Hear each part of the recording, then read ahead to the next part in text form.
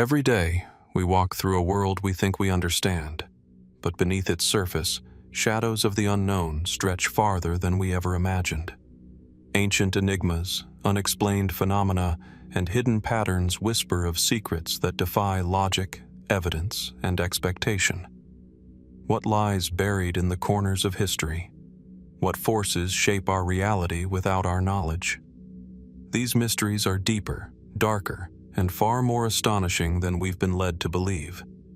So sit back, relax, and let's peel back the layers together, exploring the hidden truths that have been waiting just beneath the surface. The Rub al-Khali, the empty quarter, stretches endlessly under the harsh glare of the desert sun. A vast sea of sand, shifting with the winds, conceals secrets older than most of recorded history. It was here, in 524 BC, that the army of Cambyses II, the Persian king, vanished without a trace. Ancient texts speak of thousands of soldiers, prepared to conquer the oasis city of Siwa in the western desert.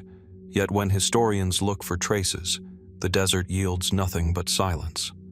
The dunes, rolling like waves frozen in time, seem almost to have swallowed the army whole. Herodotus, writing decades later, tells a story both captivating and perplexing. A mighty force, well-equipped and disciplined, sent by a powerful king, disappeared in a sandstorm during a campaign to expand his empire. He describes how the army was lost in the desert, leaving behind only whispers and speculation. The account raises immediate questions. How could such a large and organized force vanish without leaving evidence? Were the sands themselves the final arbiter of history, or is there more hidden beneath this arid expanse? Archaeologists and historians have attempted to trace the army's route, piecing together evidence from the writings of Herodotus, inscriptions, and the sparse remnants of Persian encampments. Some suggest that the army may have been destroyed by a sudden and violent sandstorm, a natural catastrophe that left no survivors. Satellite imagery and ground surveys have identified areas where shifting dunes may have engulfed temporary camps, yet no human remains or artifacts have definitively confirmed the army's fate. The desert, while appearing empty, hides layers of geological and climatic complexity. Perhaps the army's disappearance is simply one of nature's merciless outcomes. Other scholars have proposed more speculative scenarios. Could the soldiers have wandered in circles, disoriented by the vast sameness of the desert, ultimately succumbing to thirst and heat?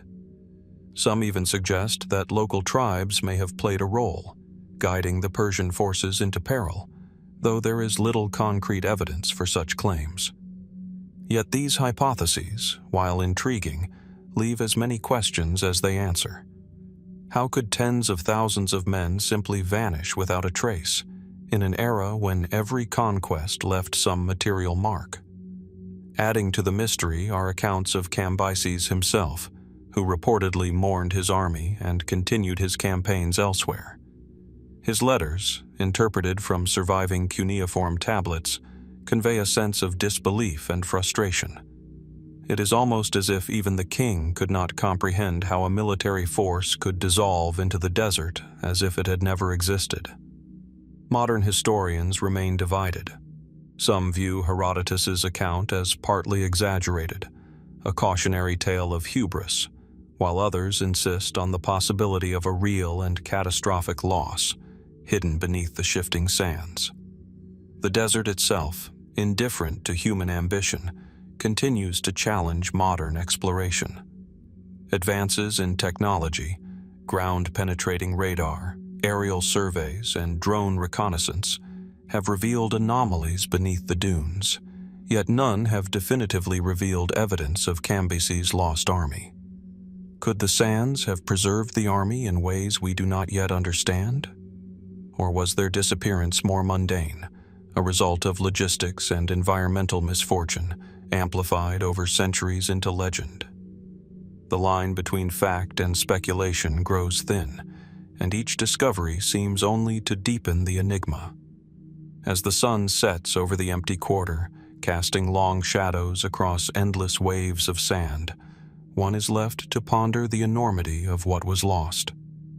The army of Cambyses II, so meticulously organized and so suddenly erased from history, challenges our understanding of human endurance, desert survival, and the limits of historical record. Were they victims of chance, of climate, or of some decision lost to history? The desert keeps its secrets well, and for now, the story of this vanished force remains unfinished, waiting for those willing to listen to the whispers beneath the dunes. As the winds of the desert give way to the rhythmic ebb and flow of the Mediterranean, our journey shifts from the barren sands of the Rub al-Khali to the turquoise waters that cradle the ancient coastlines of the Levant.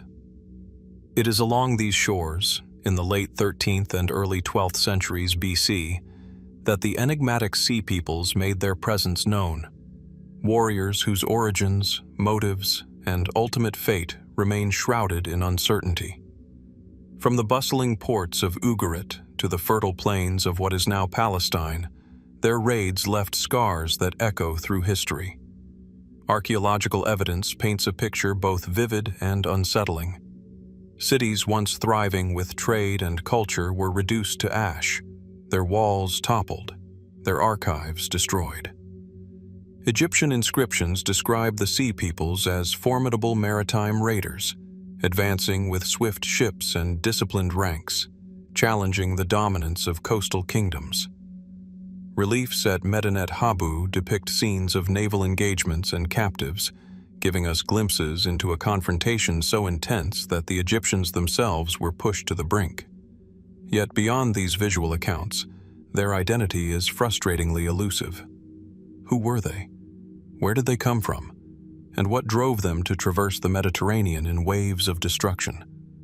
Scholars have debated their origins for centuries. Some suggest they were displaced populations fleeing famine or political upheaval in the Aegean or Anatolia, swept along the currents of a collapsing Bronze Age world. Others propose that they were skilled mercenaries, hired or coerced into campaigns of plunder. The evidence remains tantalizing yet incomplete.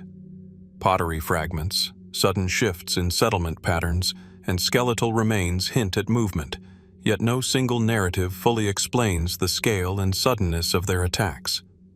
Even the texts themselves, inscribed in triumph by those who survived, carry only fragments of the story, filtered through the eyes of those who faced the sea peoples firsthand.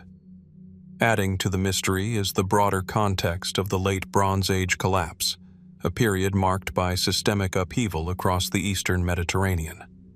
Trade networks dissolved, palaces were abandoned, and civilizations that had flourished for centuries faltered simultaneously. Could the sea peoples have been a symptom rather than the cause, opportunistic agents exploiting chaos? Or were they an unstoppable force, reshaping the political and cultural landscape with every raid?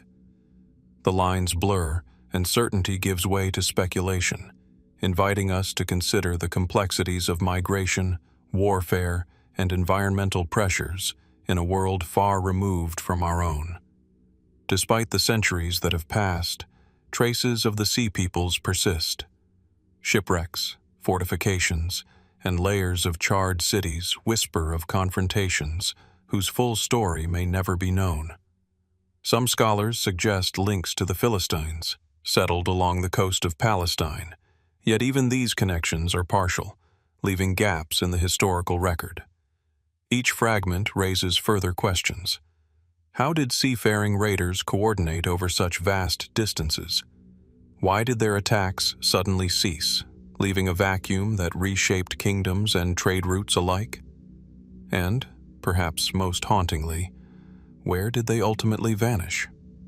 As the sun sets over the Mediterranean, casting long reflections across waves that have borne countless travelers and invaders, the mystery of the sea peoples endures. Like the sands of the desert that swallowed the army of Cambyses II, the waters conceal as much as they reveal. The raids left an indelible mark on history, yet the story behind the faces, ships, and ambitions remains unfinished. What drove these enigmatic seafarers, and what might still lie hidden beneath the ruins of their raids? For now, their legacy lingers in shadow, an unanswered question carried on the wind and waves, waiting for those who dare to search. From the sun-scorched deserts and the restless Mediterranean, our journey now moves eastward to the fertile crescent of Mesopotamia, where the mighty rivers Tigris and Euphrates carve life into otherwise harsh landscapes. It is here, amidst the bustling cities and grand palaces of ancient Babylon, that one of the most beguiling enigmas of the ancient world is said to have flourished: the Hanging Gardens. Descriptions tell of terraces rising tier upon tier, draped in lush greenery, fragrant flowers, and cascading water, a marvel that seemed almost to defy gravity itself. Yet, unlike stone ruins or cuneiform tablets, the gardens have left behind no tangible traces, only whispers in the records of historians and travelers. The first detailed accounts come from Greek writers centuries after the gardens were allegedly constructed. Strabo and Philo of Byzantium speak of terraces irrigated by ingenious machines, trees and vines ascending in patterns that delighted the eye and soothed the spirit. Nebuchadnezzar II, king of Babylon in the 6th century BC, is often credited with commissioning these gardens to comfort his wife, who longed for the green hills of her homeland. But as we scrutinize the evidence, questions emerge. If such a wonder existed, why has archaeology yielded so little? Could an entire cityscape of hanging terraces have vanished without a trace? Excavations in Babylon reveal palaces, streets, and fortifications, but no conclusive evidence of the gardens themselves. Some scholars suggest that the gardens may have been a poetic exaggeration, a symbolic representation of royal power rather than a literal construction. Others propose that they were situated elsewhere entirely, perhaps in Nineveh, in the northern reaches of Mesopotamia, where similar terraces and sophisticated irrigation systems have been identified. The uncertainty deepens when we consider the ingenuity required to sustain such greenery in a semi-arid environment, raising questions about ancient engineering, water management, and the imagination of those who recorded these accounts. Speculation has taken many forms. Could the Hanging Gardens have been real, but lost to the flooding and shifting sediments of the Euphrates? Perhaps natural disasters, wars, or centuries of neglect erased their physical presence, leaving only the echoes captured in texts and sketches. Some historians even suggest that the gardens may have existed in a form we would recognize as plausible today, a series of elevated platforms irrigated by canals and pulleys, blending horticulture and architecture into a marvel of human creativity. Yet, without definitive archaeological confirmation, these remain hypotheses, intriguing but unresolved. The mystery also invites reflection on perception itself. What constitutes proof of wonder? Is the significance of the Hanging Gardens diminished if they existed only in collective memory, recorded and romanticized by observers far removed in time and culture? Or does the very possibility that such a feat could have existed challenge our assumptions about ancient civilizations, their resources, and their vision? Perhaps the story of the gardens is as much about imagination and aspiration as it is about stone and water. As the sun rises over the alluvial plains of Mesopotamia, casting long shadows over ruins that have withstood the sweep of millennia, the question lingers: where, if anywhere, did the Hanging Gardens truly stand? And if they did exist, what else might be hidden beneath the layers of earth and history, waiting for discovery? Like the lost army of Cambyses II and the mysterious sea peoples, the Hanging Gardens remain a testament to human ingenuity, ambition, and the enduring mysteries of our past, an unsolved puzzle that continues to captivate and inspire, inviting us to wonder what might still be concealed, just out of reach of the historian's eye. From the verdant plains and monumental constructions of Mesopotamia, Our exploration now shifts across the Mediterranean to the ancient city of Carthage, perched along the coast of North Africa. The city, a thriving hub of trade and culture, flourished for centuries.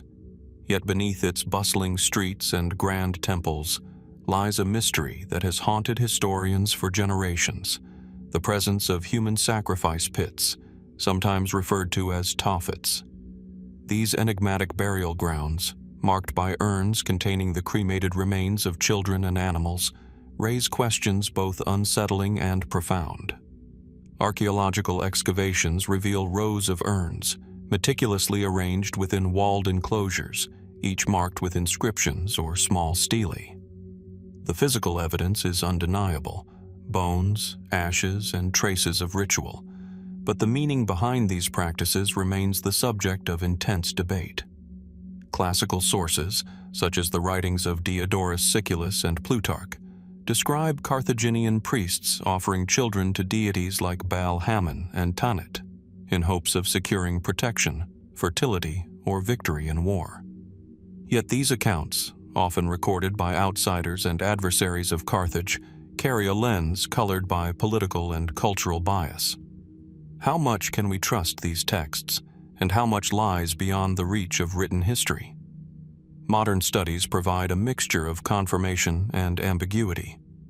Osteological analysis of the remains suggests that many of the individuals were indeed very young, but interpretations vary.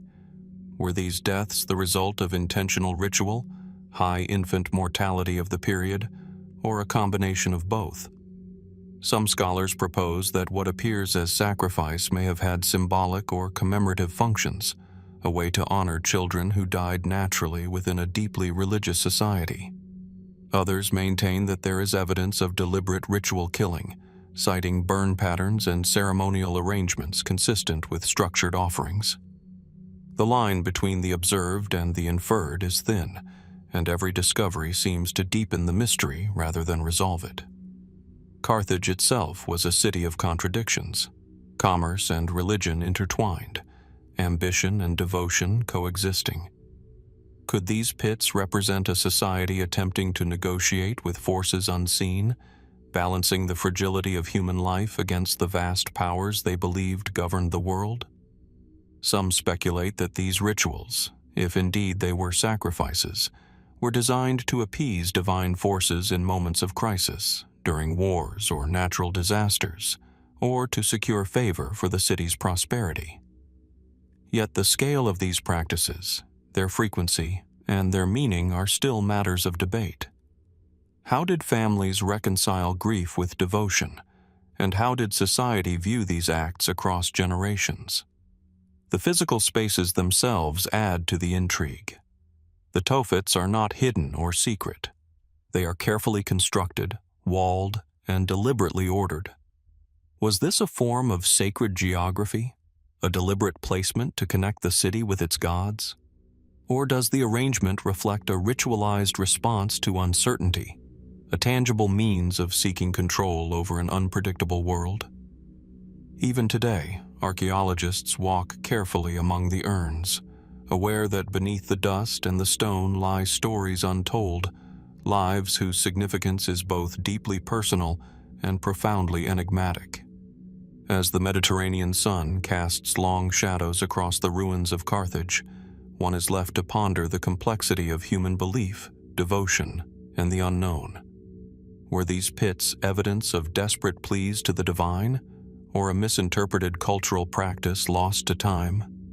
And beyond what has been unearthed, what else remains hidden beneath the layers of soil, waiting to reveal the true nature of these enigmatic rituals? Like the Hanging Gardens of Babylon, the Sea Peoples, and the lost army of Cambyses II, the mystery endures, a silent testament to humanity's quest to understand the forces that shape life, death, and the world beyond. From the bustling ports of Carthage and the mysterious rituals buried beneath its streets, our journey now crosses the Atlantic to the tropical lowlands of modern-day Mexico, where a civilization both ancient and enigmatic left a legacy of stone, artistry, and unanswered questions. The Olmecs, often considered the mother culture of Mesoamerica, flourished along the Gulf Coast from approximately 1500 to 400 BC. They built ceremonial centers, colossal stone heads, and intricate artifacts that speak of a society sophisticated in engineering, art, and religion. Yet, by the 4th century BC, these centers were abandoned, their cities left to be reclaimed by jungle and river, and the fate of the Olmecs remains shrouded in mystery. Walking through the ruins of San Lorenzo or La Venta, one is struck by the scale and precision of the constructions. Massive basalt heads, some weighing dozens of tons, gaze silently across plazas, their expressions enigmatic. Platforms, mounds, and drainage systems hint at advanced urban planning, yet the society that created them disappeared without leaving written records or accounts. Unlike other civilizations whose histories are chronicled in texts or inscriptions, the Olmecs speak only through stone and earth, leaving modern researchers to piece together fragments of their story. How could such a complex society vanish almost entirely, leaving only whispers in their monumental art? Archaeological studies suggest multiple factors may have contributed to the decline of the Olmec centers. Environmental changes, such as river course shifts, soil depletion, or prolonged droughts, may have disrupted agriculture and settlement patterns. Some researchers propose that internal social upheaval, perhaps driven by political or religious transformations, weakened the cohesion of these early city-states. Others speculate that migration, disease, or external pressures from neighboring groups could have played a role. Yet while each theory offers a plausible explanation, none fully accounts for the suddenness and scope of the disappearance, and no single narrative satisfies the persistent questions left by their silent monuments. The Olmecs' enigmatic artistic and religious practices further deepen the mystery.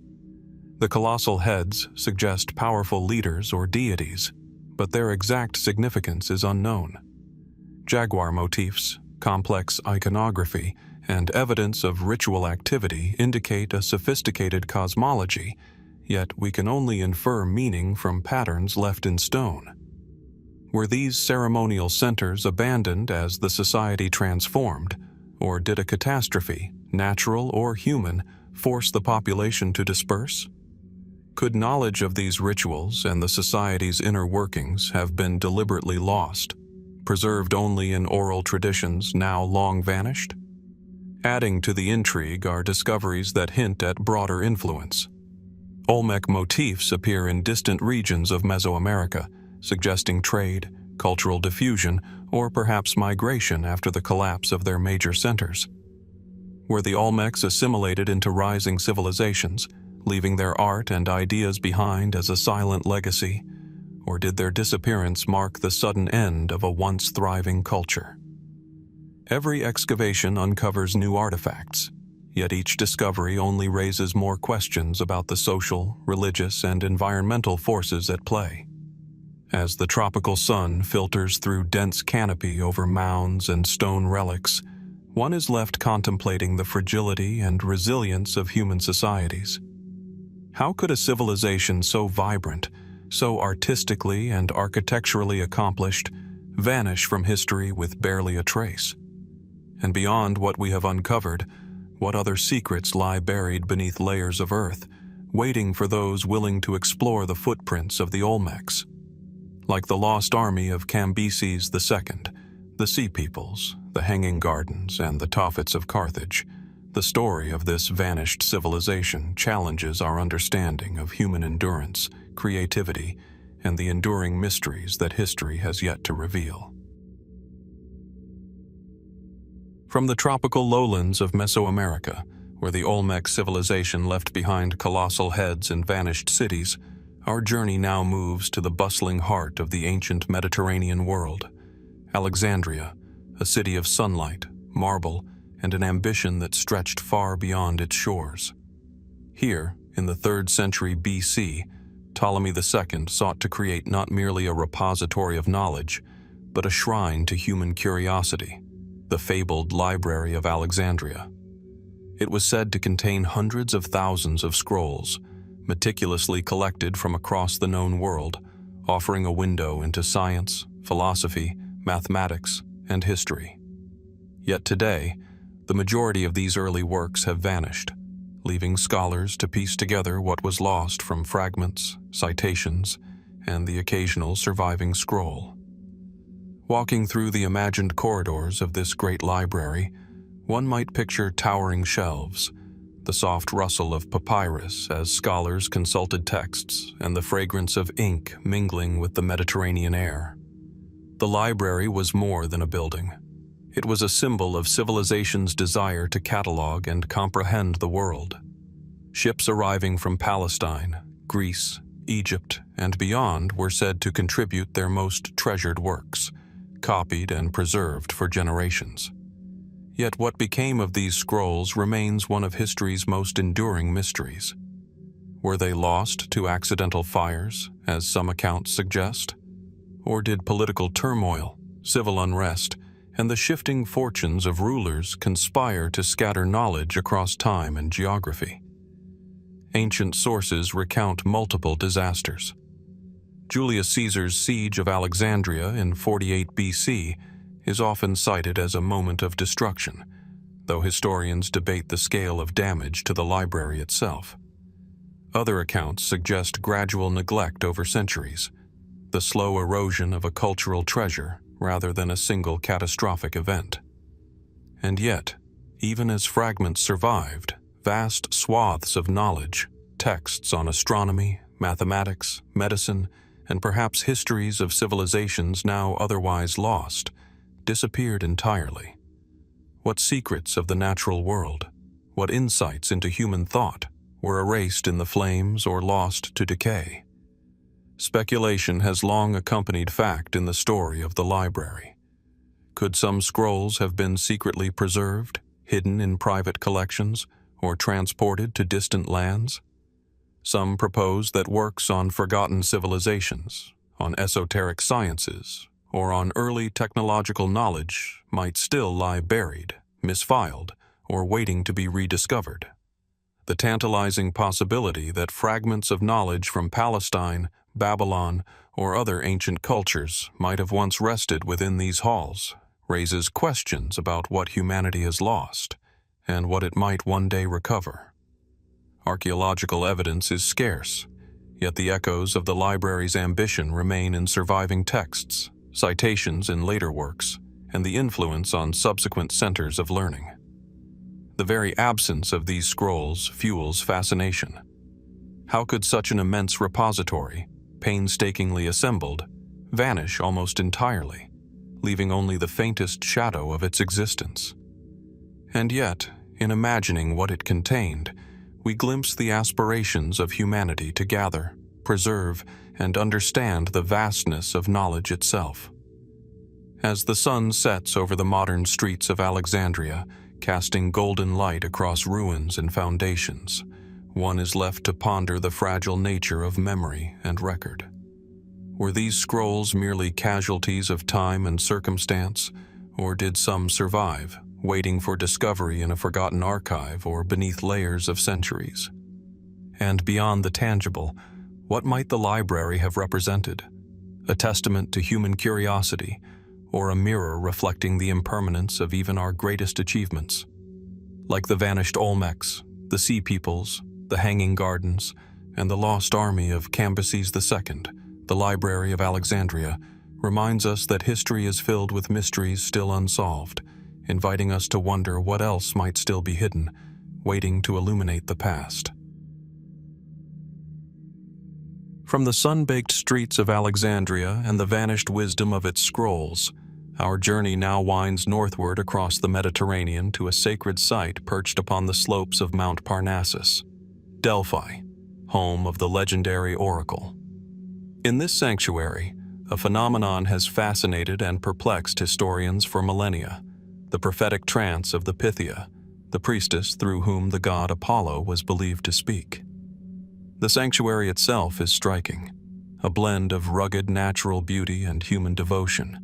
Marble temples rising above sheer cliffs, the Castalian spring glimmering nearby, and the surrounding mountains cloaked in a mist that seems almost deliberate, as if nature itself were conspiring to inspire awe and wonder.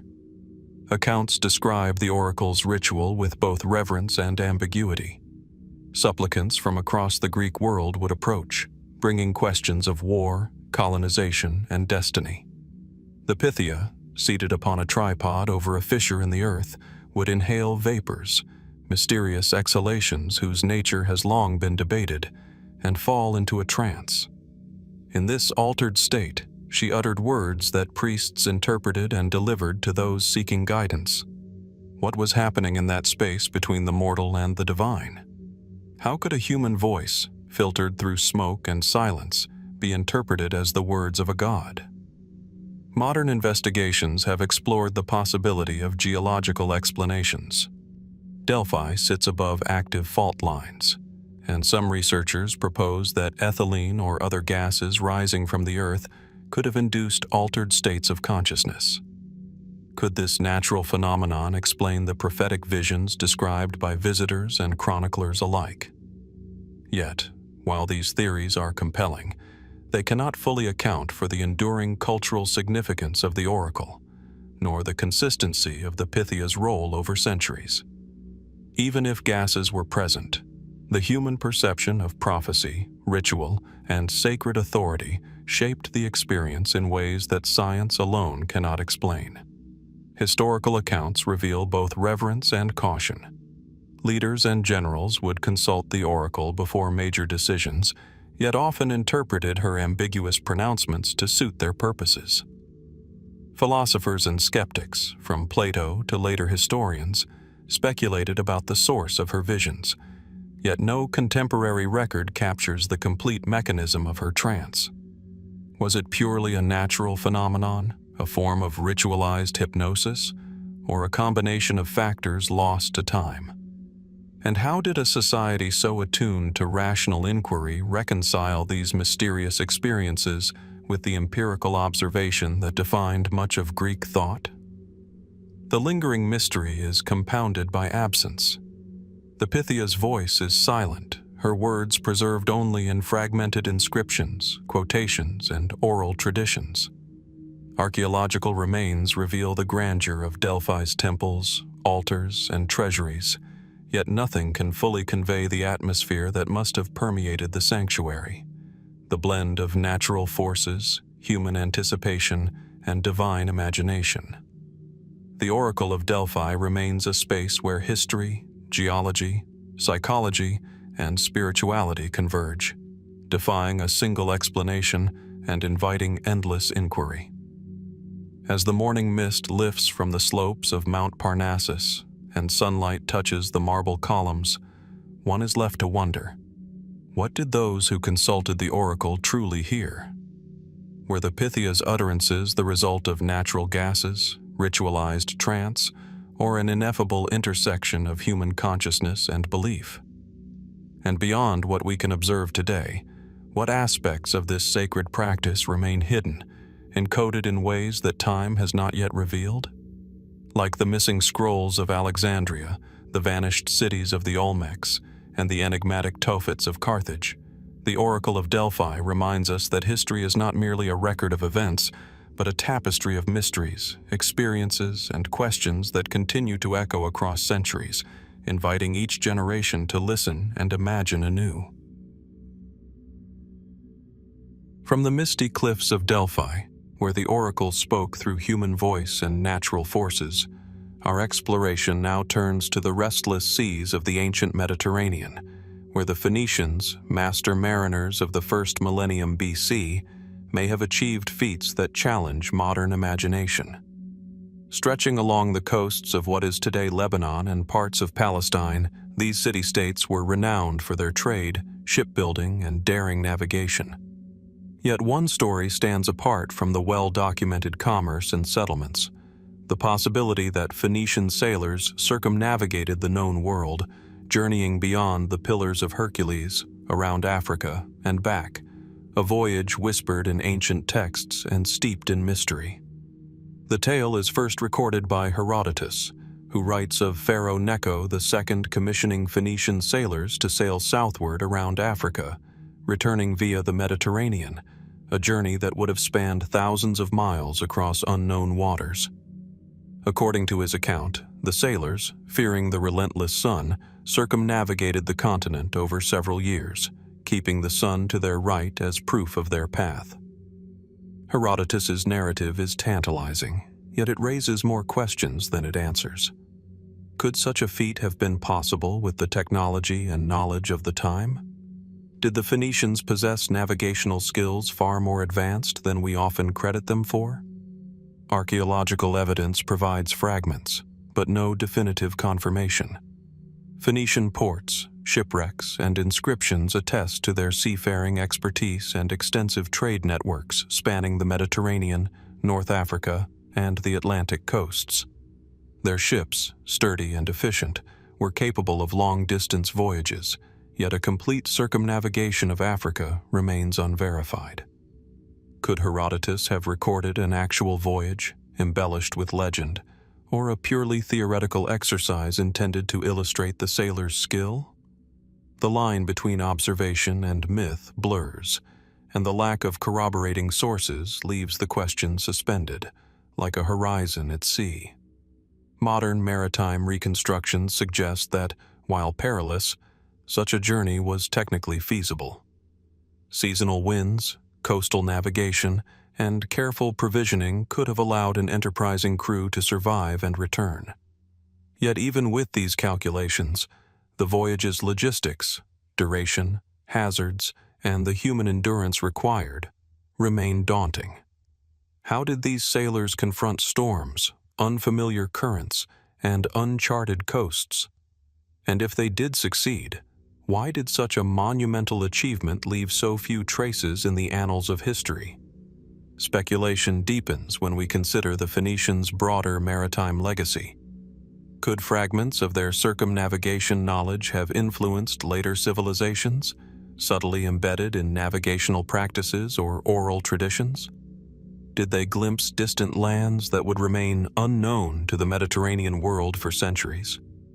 Every artifact, from amphorae carried across oceans to coastal inscriptions, hints at a civilization whose mastery of the seas may have been far greater than standard histories allow. As waves crash against the rugged coasts where ancient harbors once teemed with activity, one is left to reflect on the audacity of human exploration. Did the Phoenicians truly trace the contours of Africa's shores, guided by skill, courage, and a curiosity that transcended fear? And if so, what knowledge, what encounters, and what stories vanished with the passing of generations, leaving only the faint outline of a daring voyage? Like the Oracle of Delphi, the lost scrolls of Alexandria, and the vanished Olmec civilization, the Phoenician circumnavigation reminds us that the past is layered with mysteries still unsolved, inviting us to imagine, question, and seek the truths that may yet lie hidden beyond the horizon.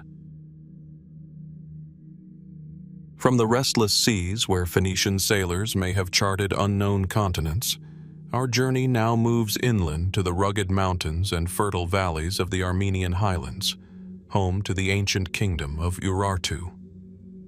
Flourishing between the 9th and 6th centuries BC, Urartu was a civilization of stone fortresses, advanced irrigation, and thriving cities such as Tushpa, the capital perched beside Lake Van. Its people carved canals, built temples, and created an intricate network of fortifications, demonstrating an architectural and administrative sophistication that rivaled contemporaneous empires. And yet, by the late 6th century BC, this remarkable kingdom had disappeared from history, leaving ruins, inscriptions, and unanswered questions. Walking through the remnants of Urartian citadels, one can almost sense the pulse of a once vibrant society. Walls rise from hillsides, their massive stones meticulously fitted, while traces of aqueducts and terraces hint at a mastery of engineering and water management. Inscriptions etched in cuneiform praise kings, record victories, and detailed construction projects providing glimpses of a society both organized and ambitious. Yet the sudden disappearance of Urartu, its cities abandoned, its political structures dissolved, remains a mystery that historians and archaeologists continue to debate. What forces could dismantle a kingdom so resilient and well-established? Mainstream theories point to external pressures, particularly the rise of powerful neighbors such as the Medes, Babylonians, and later the Assyrians. Invasions or sustained military campaigns may have weakened Urartu, forcing migrations or the destruction of key urban centers. Environmental factors may have compounded these pressures. Seismic activity in this geologically active region, soil depletion, or prolonged droughts could have undermined agriculture, threatening the economic foundation of the kingdom. Even so, no single explanation fully accounts for the rapid decline and near-total disappearance of this sophisticated society. Beyond conventional theories, some scholars explore more speculative possibilities. Could internal political strife, succession disputes, or social upheaval have played a decisive role? Were there epidemics or diseases that struck suddenly, eroding population and morale? And what role did trade disruptions, shifts in regional alliances, or cultural transformations play in undermining a kingdom that had once projected strength across its highland domain? Each hypothesis offers a fragment of understanding, yet the whole picture remains tantalizingly incomplete. The collapse of Urartu is further complicated by its echoes in neighboring civilizations. References to Urartu appear in Assyrian annals, yet they often depict only fragments of events, filtered through the perspective of a rival power. Archaeological excavations reveal abandoned fortresses and ceremonial sites, yet much of Urartian daily life, beliefs, and administrative workings are lost. How did its people respond to mounting crises?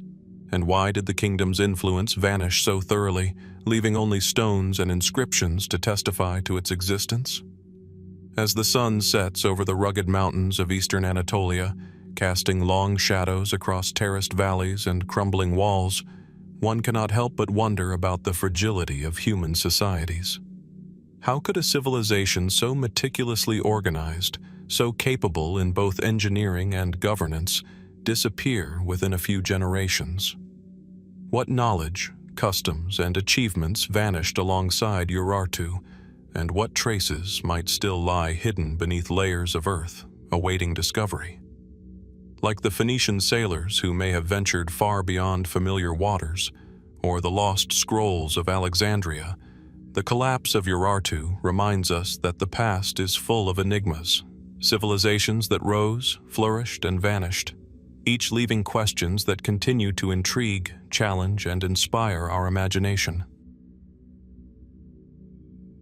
From the highlands of ancient Urartu, where a once great kingdom vanished into history, our journey now takes us far to the east, to a misty plateau in the heart of Laos known as the Plain of Jars. Here, across rolling grasslands and scattered hills, thousands of enormous stone jars lie in quiet disarray. Some stand upright, others toppled and cracked. Their surfaces weathered by centuries, yet their presence remains imposing, almost otherworldly. Carved from sandstone, granite, and limestone, some jars rise over 3 meters tall, their weight measured in tons, yet no records reveal precisely who made them or why. The scale of human effort involved is immediately evident, yet the purpose remains tantalizingly elusive. Archaeologists have studied the site for decades, attempting to reconstruct the story of these colossal vessels. The jars are believed to date back to the Iron Age, roughly 500 BC to 500 AD, a period when Southeast Asia was a patchwork of emerging kingdoms and nascent trade networks. The prevailing theory suggests a funerary function. Human remains and burial offerings have been found in and around some jars, hinting that they may have been mortuary containers or markers for sacred sites. Yet, despite these discoveries, no inscriptions or definitive explanations accompany the jars. How did ancient peoples transport and position these massive stones with the technology available at the time? And why scatter them across such a vast, uneven landscape? The mystery deepens when one considers the variation among the jars. Some are simple, cylindrical forms, while others are intricately carved with motifs that remain difficult to interpret. Certain jars are found near stone spouts or carved channels, suggesting they may have been involved in ritual activities, perhaps connected to water, fertility, or ancestral worship. Could these be ceremonial vessels, used in rites now forgotten? And why, over centuries, did local communities abandon them, leaving the jars to be slowly consumed by weather, vegetation, and time? Speculative theories have long fueled fascination with the plane of jars. Some suggest that the jars were used for fermenting rice wine or storing water in an age before large-scale infrastructure. Others propose that they marked sacred pathways, celestial alignments, or territorial boundaries. Perhaps they were even symbols of power, created to impress rivals or honor rulers. Each hypothesis sheds light on the ingenuity and ambition of the people who made them, yet none offers a complete answer. The jars themselves are mute witnesses to a culture whose full story remains obscured. Archaeological work continues, often complicated by the region's modern history. The Plain of Jars became a battleground in the 20th century, leaving unexploded ordnance scattered among the stones, limiting excavation and exploration. Even so, the jars continue to captivate, inspiring awe and curiosity in all who encounter them. They are a reminder that human societies can leave enduring marks that resist explanation, challenging our assumptions about technological capability, ritual practice, and cultural expression in the distant past. As the sun dips behind the mist-shrouded hills, casting long shadows across these silent monuments, one cannot help but ponder the minds and hands that brought them into being. Who envisioned these jars, quarried and carved them, and carefully placed them across the plateau? What did they hope to preserve, honor, or communicate? And what might still lie beneath the earth, waiting to reveal the secrets of this enigmatic landscape? Like the vanished kingdoms of Urartu, the Phoenician voyages, and the lost scrolls of Alexandria, the giant stone jars of the Plain of Jars invite us to contemplate the ingenuity, mystery, and enduring questions of our shared human past, challenging us to look beyond the obvious and wonder what remains hidden in plain sight. From the misty plains of Laos, where silent stone jars hint at rituals long forgotten, our journey now turns westward to the ancient heart of Persia, to a site that has inspired awe, reverence, and enduring intrigue, the tomb of Cyrus the Great. Perched on a gentle rise in Pasargadae, in what is now modern-day Iran, the tomb is an austere yet striking structure. Its rectangular form and stepped design seem almost timeless, a place of quiet dignity amid the surrounding plains. Built in the 6th century BC, it was intended to honor the founder of the Achaemenid Empire, a ruler whose vision reshaped the known world, establishing a model of governance, tolerance, and culture. Yet the tomb, despite its historical significance, holds mysteries that have baffled historians for centuries. Ancient accounts suggest that Cyrus's final resting place was looted, yet no record confirms the exact circumstances. Strabo and other classical writers mention the tomb, but details about what lay within, treasures, personal effects, inscriptions, remain scarce and fragmentary. How could such an important site, revered across empires and centuries, fall prey to theft without leaving a trace of the culprits or the spoils? Archaeological surveys reveal the tomb's construction in remarkable detail. Massive stone blocks precisely cut and stacked, a burial chamber elevated above ground level, and a careful alignment suggesting ritual and symbolic intent. Yet inside, there is little to suggest the grandeur one might expect for a ruler of Cyrus's stature. Could the tomb have been emptied soon after burial, perhaps by rivals seeking to erase his legacy or seize wealth? Or was it stripped during a later period of political turmoil when empires rose and fell across the Iranian plateau? The answers remain elusive, and the silence of the tomb speaks as loudly as any inscription. Mainstream explanations emphasize the vulnerability of monumental sites in antiquity. Tomb robbing was common, often driven by both greed and the symbolic power of desecration. Yet the case of Cyrus is exceptional, not only for the prominence of the individual, but for the enduring reverence accorded to him even centuries later. Alexander the Great, who conquered the Persian Empire, is said to have visited the tomb with respect, reportedly ordering that it be honored rather than violated. How then, if such respect was maintained by some, could the tomb have been looted? Could there have been periods when oversight waned, when opportunists or local factions took advantage of instability? Speculative theories have also emerged, suggesting that the treasures of Cyrus may have been removed deliberately, perhaps relocated to another site or hidden to protect them from invaders. Could records or relics of this era lie buried, awaiting discovery beneath centuries of earth, sand, and human activity? And what might these lost treasures reveal about the Achaemenid Empire, its rulers, and its approach to death, memory, and legacy? Each theory invites a meditation on the fragility of human endeavors and the ways in which history can vanish, leaving only stones, myths, and tantalizing traces. As the wind stirs across the quiet plains of Pasargadae, rustling the grass around the tomb, one is left to contemplate the layers of mystery surrounding this ancient resting place. Who first entered the tomb after Cyrus's burial? What did they take, and why? And what secrets, if any, remain hidden in plain sight, beyond the gaze of archaeologists and historians?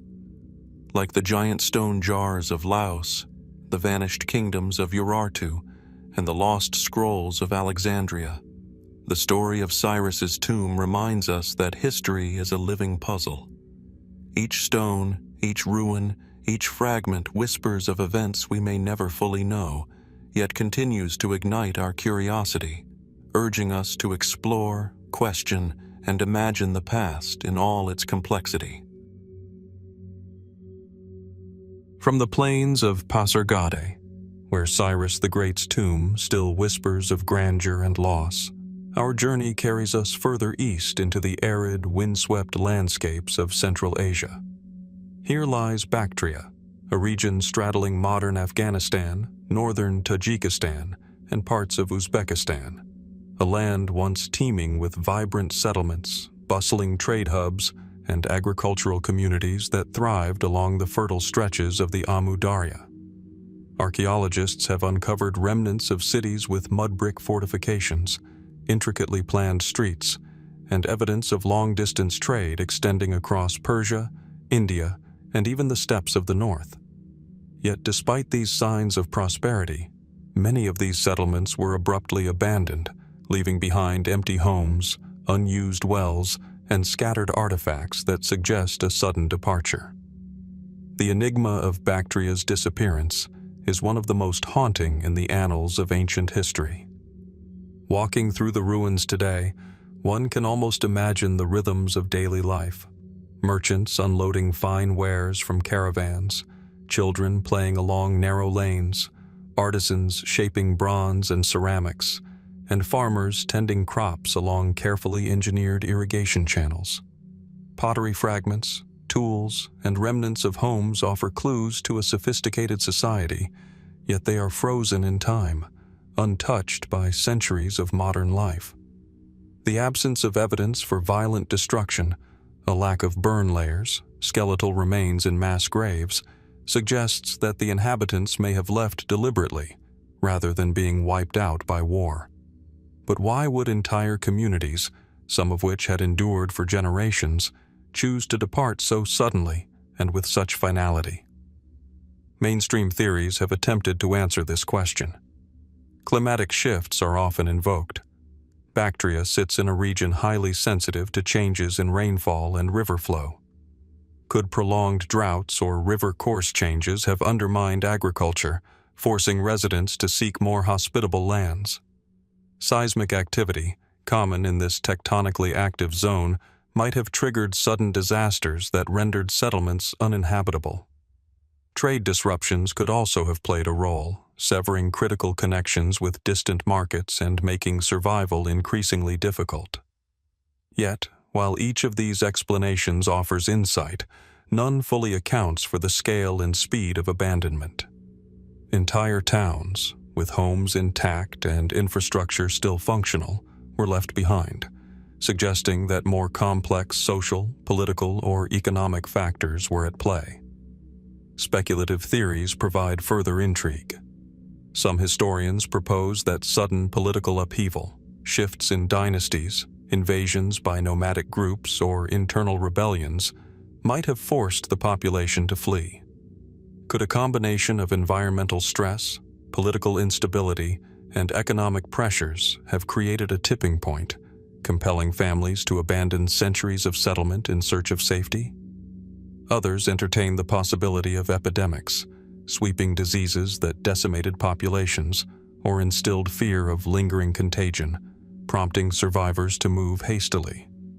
Yet even these scenarios leave unanswered questions.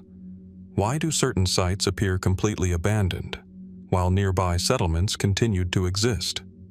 And why have no contemporary records preserved the memory of these departures?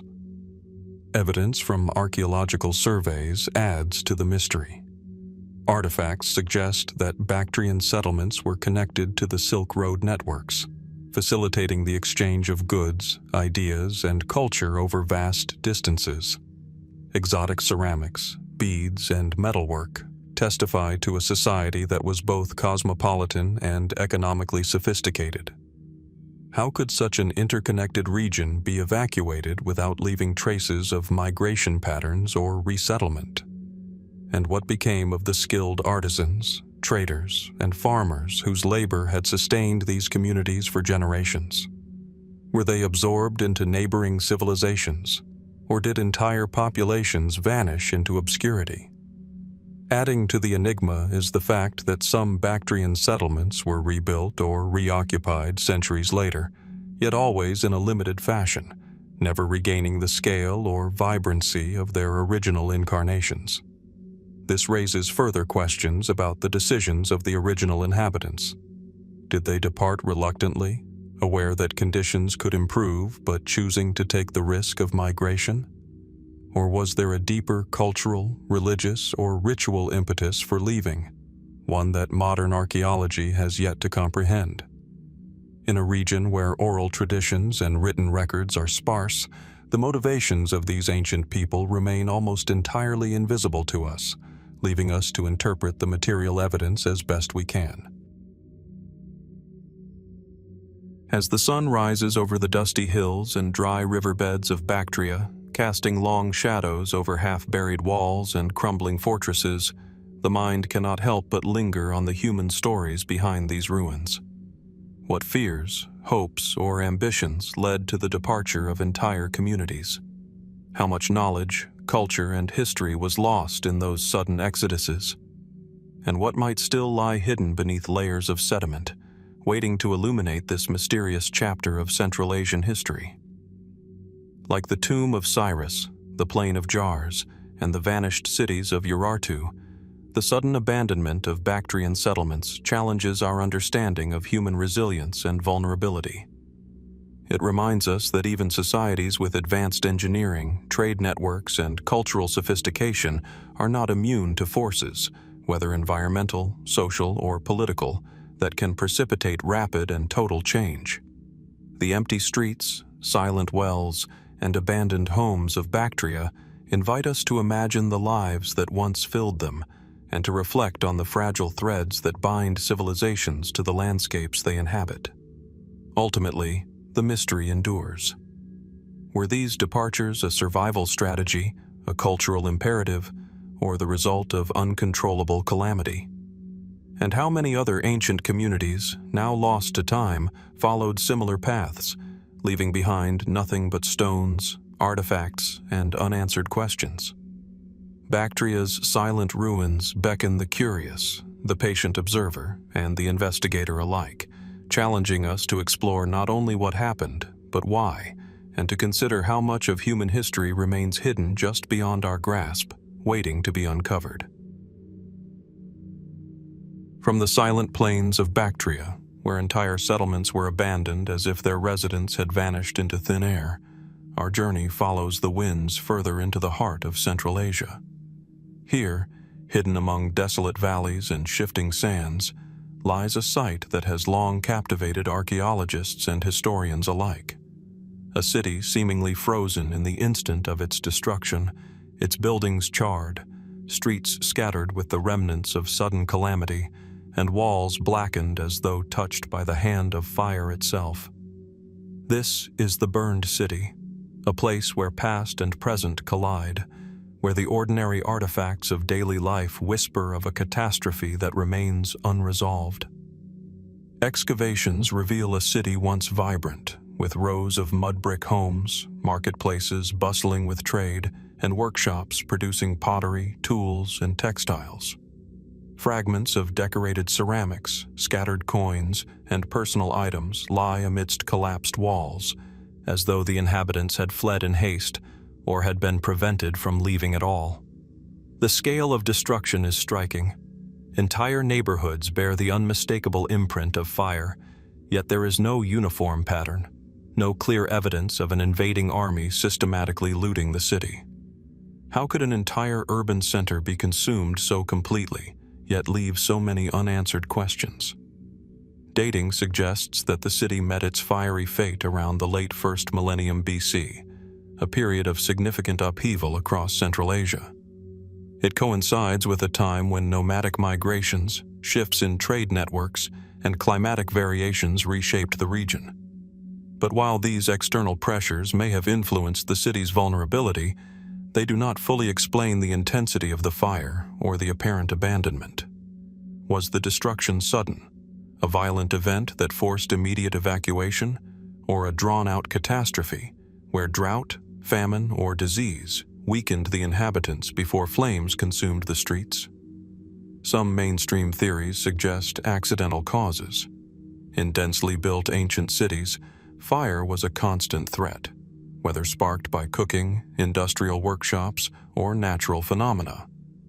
Could a single spark have ignited a chain reaction that engulfed the city in minutes, leaving little opportunity for evacuation? Yet, if accident alone were to blame, why would no adjacent settlements show signs of similar fate? Why does this city alone appear as if deliberately consumed, frozen in the instant of catastrophe, with personal belongings left behind, untouched? Speculative theories offer even more provocative possibilities. Some historians propose that the city was deliberately destroyed as a punishment or warning, perhaps by a conquering force seeking to assert dominance over the region. Others suggest a more extraordinary scenario, that a natural cataclysm, such as a lightning strike during a particularly dry season or a nearby volcanic eruption, might have sparked the inferno. Archaeologists have noted layers of ash, but evidence of widespread seismic activity or volcanic debris remains elusive, leaving the exact cause open to interpretation. Could a combination of factors, human and natural, have conspired to create this perfect storm of destruction? The artifacts themselves deepen the mystery. Everyday objects, beads, bowls, tools, appear to have been left as if the residents had planned to return. But no return is recorded. Unlike other cities abandoned during periods of migration or decline, the burned city was never resettled, or if it was, the traces are minimal. Were the survivors scattered to distant lands, joining other communities and leaving no written memory of their ordeal? And if so, what stories of loss and survival might have been carried orally, only to vanish with the passing of generations? Even more enigmatic are the city's defensive structures. Some walls remain partially intact, suggesting that the city was prepared for external threats, yet they could not prevent the destruction. Was the fire an act of war, an internal rebellion, or an accident that exploited the city's vulnerabilities? Could political instability in neighboring regions have played a role, causing a sudden collapse that left the city exposed to forces beyond its control? Each theory presents tantalizing possibilities, yet the absence of definitive evidence allows the mystery to endure. Walking among the ruins today, one is struck by the eerie stillness. The charred remnants of homes, the sun-bleached stones, and the scattered debris evoke a scene of profound human drama, an entire population's hopes and labors abruptly interrupted. The city's silence challenges us to reconstruct its story, to imagine the daily lives of its inhabitants, and to confront the fragility of human achievement in the face of calamity. How many people perished or were displaced? How much knowledge, craft, and cultural heritage was lost in those moments of fire and panic? As shadows lengthen over the blackened city, the mind returns to questions that may never be answered. Was this a tragedy born of human conflict, environmental misfortune, or an accident of fate? What untold stories remain beneath layers of ash, waiting to be discovered? And what can they teach us about resilience, vulnerability, and the impermanence of civilizations? Like the sudden abandonment of Bactria, the looted tomb of Cyrus, and the giant stone jars of Laos, the burned city invites contemplation and wonder. It reminds us that even in regions where we can trace streets and buildings, measure walls, and analyze artifacts, history is never fully settled. Some mysteries persist, their secrets buried in plain sight, challenging each generation to peer closer, question more deeply, and imagine the lives and the loss hidden in the ruins. In Central Asia's stark landscape, amid sand, stone, and the remnants of fire, the burned city stands as both monument and enigma, a place where archaeology and imagination converge. It urges us to reflect on the forces, human and natural, that shape history, and to consider how many other cities, once thriving and vibrant, may have disappeared without a trace, leaving behind only questions and the faint echo of human endeavor. And so, as the wind moves across the blackened stones, we are left to wonder, how many ancient civilizations have faced their own instant of calamity, and what still waits, hidden beneath the surface of the earth, ready to challenge our understanding of the past. From the desolate remnants of the burned city in Central Asia, where fire and mystery intertwine, our journey travels south to the sun-baked sands of Egypt, to a site that has long whispered secrets beneath its surface, Saqqara. Stretching across the western edge of the Nile Valley, this ancient necropolis is more than a burial ground. It is a labyrinth of history, a place where stone and shadow converge, and where the past refuses to be fully revealed. Here, beneath the familiar step pyramids and mastabas, lie vast underground chambers, some carved with meticulous precision, others shrouded in centuries of darkness, their purpose and origins still a matter of intrigue. Approaching the surface, the air is thick with history. The step pyramid of Djoser rises like a sun-hardened monument, its limestone terraces catching the morning light, casting elongated shadows over the surrounding tombs. Yet the true marvel lies below, where corridors wind like veins through the earth, chambers open into vaulted halls, and niches hold relics that speak of lives long past. Archaeologists have meticulously documented these subterranean networks, revealing a sophisticated understanding of architecture and ritual. Yet even with modern technology, much of Saqqara's underground world remains uncharted. The chambers vary widely in size and design. Some are modest burial rooms, carefully sealed with stone blocks and adorned with inscriptions meant to guide the soul into the afterlife. Others are vast halls, carved with reliefs of gods, rituals, and offerings, their walls echoing with the silent stories of pharaohs, priests, and courtiers. Human remains, mummified or skeletal, sometimes lie undisturbed, accompanied by vessels, jewelry, and ceremonial objects. Every artifact, every corridor, offers a glimpse into the ancient Egyptian worldview, a civilization that sought to bridge the mortal and divine, the living and the dead. But it also raises profound questions. Were all these chambers part of a single plan, or do they represent centuries of incremental construction, each generation adding its own layers of meaning? Historical records provide some guidance, yet they often deepen the mystery. Saqqara has been an active necropolis for over 3 millennia, from the early dynastic period through the New Kingdom and beyond.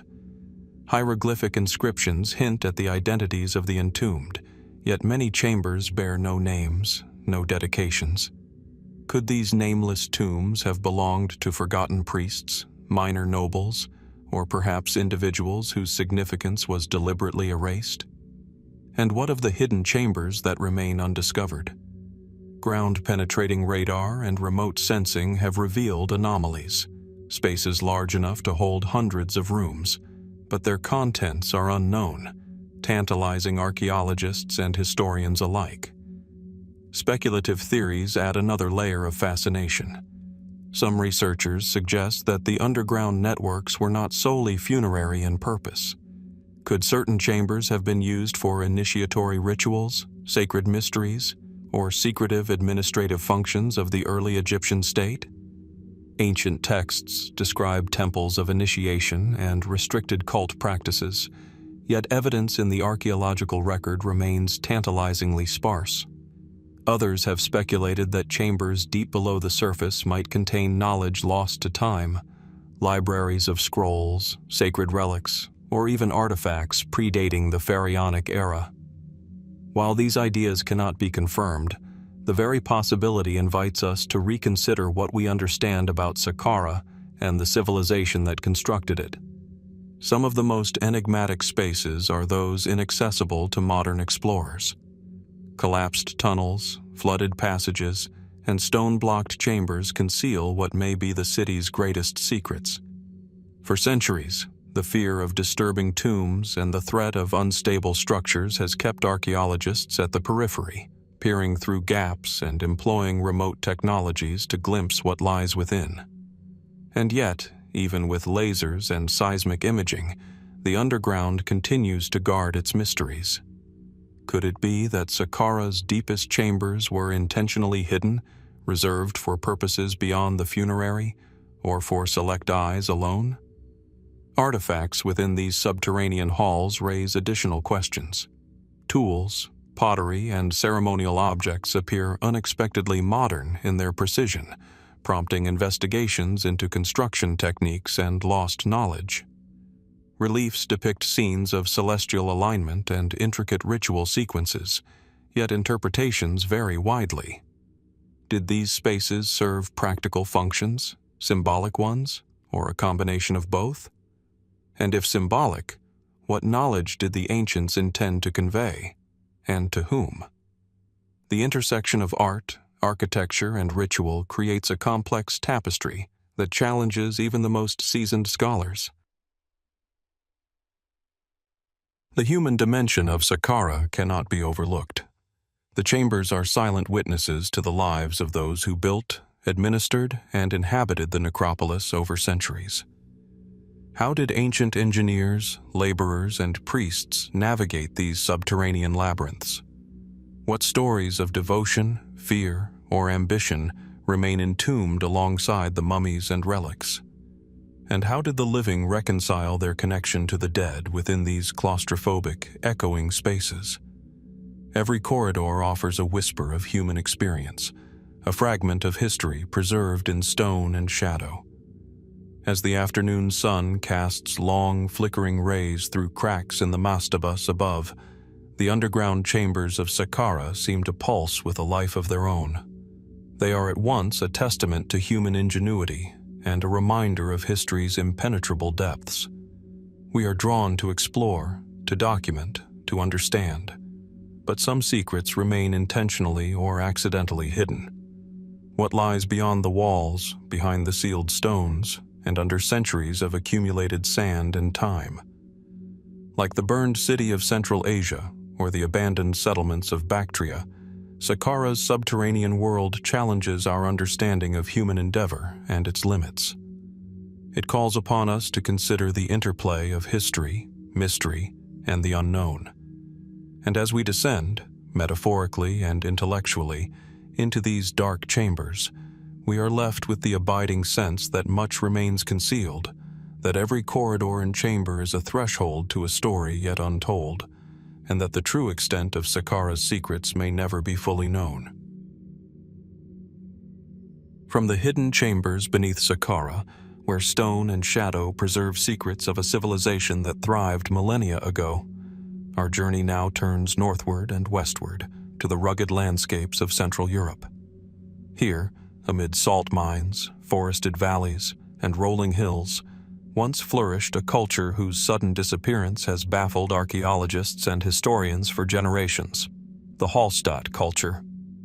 Named after the small Austrian village where its treasures were first uncovered, the Hallstatt civilization emerged in the early Iron Age, around 800 BC, establishing settlements, trade networks, and social hierarchies that reveal a sophisticated and far-reaching society. Yet, despite centuries of prosperity, these communities appear to have vanished almost abruptly, leaving behind relics, tombs, and unanswered questions. The landscape itself speaks to the ingenuity of the Hallstatt people. Vast salt mines, some of the oldest known in Europe, not only provided sustenance and wealth, but also shaped the very economy of the region. Houses with timber frames and stone foundations dotted the hills, while burial mounds, often containing exquisitely crafted grave goods, offer insight into the society's stratification and spiritual beliefs. Weapons, jewelry, ceramics, and bronze artifacts hint at a civilization deeply connected to trade routes stretching across Europe, from the Mediterranean to the north. Yet, as we walk through these remnants today, there is an eerie emptiness, as if the life that once pulsed through these settlements has been swallowed by time itself. Archaeological records suggest that the Hallstatt people were skilled metallurgists, adept in both iron and bronze, and that their salt trade afforded them influence far beyond their immediate settlements. Burial sites reveal a highly organized society, with distinct social classes and elaborate rituals honoring the dead. Yet, despite this apparent stability, the record grows silent in the late 6th and early 5th centuries BC. What caused the disappearance of these thriving communities? Was it a gradual decline due to economic shifts, environmental stress, or internal conflict? Or did a sudden catastrophe sweep through these valleys, leaving the population scattered, diminished, or absorbed into neighboring cultures? Natural explanations have long dominated mainstream scholarship. Climate change, for instance, may have played a role. Evidence of shifting rainfall patterns and soil erosion could have undermined agriculture and food security. Epidemics, though harder to trace archaeologically, may have contributed to population decline. Additionally, the strategic location of Hallstatt settlements, often near rivers and mountain passes, would have made them vulnerable to invasions or raids by competing tribes. Yet these explanations, while plausible, leave gaps. Why do entire settlements appear to have been abandoned with so little evidence of prolonged struggle or warfare? Why do the burial mounds stop almost abruptly, rather than tapering off gradually? Speculative theories, though controversial, invite further reflection.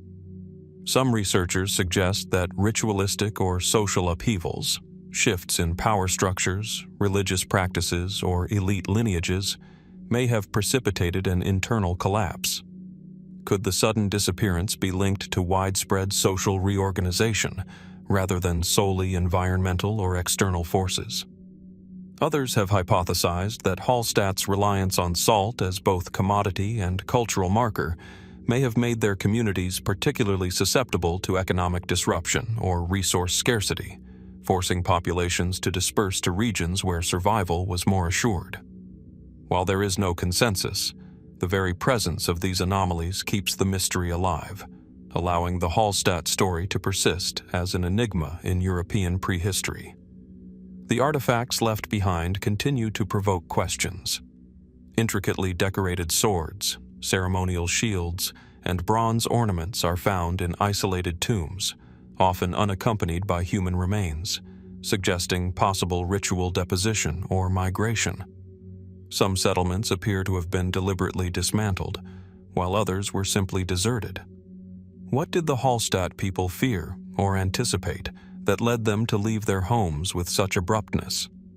Was it war, famine, disease, or something far less tangible, an unseen social or spiritual crisis that demanded departure? The very geography of Hallstatt contributes to the puzzle. Mountainous terrain, hidden valleys, and salt-rich plateaus created isolated pockets of habitation, yet facilitated trade and communication across distances. Modern explorers walking these hills encounter remnants of wooden structures, stone foundations, and burial sites, but the connections between them are fragmented, as if the narrative of a once unified culture has been partially erased. Could undiscovered sites still hold clues, hidden settlements, lost tombs, or caches of artifacts buried to protect them from an unseen threat? The landscape itself seems to guard the answers, inviting speculation as much as discovery. As we reflect on the Hallstatt disappearance, parallels emerge with other sudden cultural collapses, like the abandoned Bactrian settlements or the burned cities of Central Asia. Patterns of human ambition, environmental pressures, and social vulnerability intersect, yet each mystery retains its distinct contours. What, then, can we truly know of the Hallstatt people? Were they victims of forces beyond their control, or active agents in their own fate, choosing relocation over extinction? And what fragments of knowledge, hidden beneath centuries of soil and forest, remain to be uncovered by those willing to seek them? The mystery of Hallstatt endures not only in archaeology, but in imagination. Each tomb, each mound, each scattered artifact is a threshold into a world that existed in brilliance and complexity, only to vanish almost without trace. As sunlight filters through the valleys today, casting long shadows across moss-covered stones and abandoned settlements, we are reminded that history is never fully revealed. And just as we left the underground chambers of Saqqara with questions unanswered, we leave Hallstatt with the same haunting sense, that the full story of this enigmatic civilization, its triumphs, its fears, and its ultimate fate, remains elusive, awaiting discovery by future generations of curious minds. From the windswept valleys and forested slopes of Hallstatt, where traces of human ingenuity whisper across abandoned settlements, our journey now turns southward to the rugged landscapes of western Anatolia. Here, in the heart of what is now modern-day Turkey, once flourished a kingdom renowned for its wealth, its innovations, and, above all, its treasures. Lydia. It was a land of rivers and fertile plains, punctuated by hills where settlements sprawled like constellations, connecting the coast to the interior in a web of trade and influence. Yet, for all its historical prominence, the ultimate fate of Lydia's treasures remains a mystery, lost to the currents of time and conquest. The landscape itself evokes the allure of the past. The fertile valleys of the Hermus River shimmered with crops, while hillsides were dotted with fortresses and palaces, their stones now weathered and scattered. Archaeological excavations in sites such as Sardis, Lydia's capital, reveal a civilization that was both complex and prosperous. Streets paved with stone, fortified citadels, and monumental tombs hint at a society accustomed to wealth, comfort, and status. Most intriguing of all are the scattered remnants of gold and silver, coins, jewelry, and ceremonial objects that bear witness to a people who mastered metallurgy and finance. Lydia is widely credited as the birthplace of coinage, a revolutionary development that would transform economies across the ancient world. Yet for all this evidence, the story of Lydia is also one of disappearance and ambiguity. By the mid-6th century BC, the kingdom faced a dramatic decline, culminating in conquest by the Persian Empire under Cyrus the Great. Classical sources recount the transfer of Lydian wealth into Persian hands, yet tangible traces of the kingdom's most prized treasures remain elusive. Did they melt into the coffers of foreign rulers, hidden in unmarked hoards, or vanish through the passage of centuries, looted and scattered across lands and seas? How much of Lydia's material legacy was intentionally concealed, preserved by its people against inevitable conquest? And how much may yet lie buried beneath layers of soil, waiting to be rediscovered? Mainstream scholarship offers several explanations for Lydia's fall and the disappearance of its treasures. Military defeat and assimilation into the expanding Persian Empire undoubtedly played a role. Written records from Herodotus and other chroniclers suggest that the last Lydian king, Croesus, faced the humiliation of surrender and the confiscation of wealth. Economic integration into the Persian system would have redistributed gold, silver, and coinage, diluting their presence in the region. Natural disasters, too, may have contributed. Earthquakes were frequent in western Anatolia, capable of destabilizing settlements, fortifications, and burial sites alike. Yet, even within these frameworks, mysteries persist. Archaeologists have unearthed only fragments of royal treasuries, leaving gaps between recorded history and physical evidence. Speculative theories invite further intrigue. Some suggest that Lydia's treasures were not merely plundered, but deliberately hidden. Could secret caches lie within underground chambers, tombs, or concealed valleys, safeguarded by the Lydians in anticipation of foreign invasion? Legends passed down through centuries speak of immense wealth, gold-studded jewelry, coins minted in astonishing quantity, ornate ceremonial artifacts. Yet modern explorers encounter tantalizing glimpses rather than comprehensive finds. Other theories speculate that some treasures may have been transported far beyond Anatolia, ending up in distant lands through trade, diplomacy, or clandestine movement. Could Lydia's legacy of wealth, once concentrated in Sardis, have dispersed across empires, seeding myths of hidden gold that endure to this day? The coins of Lydia offer a particularly compelling window into the civilization's ingenuity and the enduring enigma of its wealth. Made initially of electrum, a natural alloy of gold and silver, these early coins not only facilitated commerce but also symbolized power and prestige. Yet even as these artifacts survive, their context is often missing. Where were the royal treasuries kept? How much wealth was accumulated over generations, and what became of it after conquest? And what might further excavations reveal about the Lydians' economic systems, their social hierarchies, and the intersection of politics and wealth in a society that shaped the ancient world? The terrain itself preserves traces of the past, whispering questions through stone ruins, river valleys, and eroded fortifications. In the hills surrounding Sardis, remnants of temples, palaces, and burial mounds offer clues to the Lydians' ceremonial life. Yet these are but fragments of a once vibrant kingdom. Could undiscovered tombs or hidden vaults still contain items of immense historical and material significance? The notion of vanished treasure tantalizes archaeologists and enthusiasts alike, drawing a connection between historical record, myth, and material culture. As we contemplate Lydia's vanished treasures, patterns emerge that resonate with other lost civilizations explored earlier in this series, from Hallstatt's sudden abandonment to the mysterious chambers beneath Saqqara. The intersection of human ambition, vulnerability to conquest, and the fragility of material legacy creates a recurrent theme.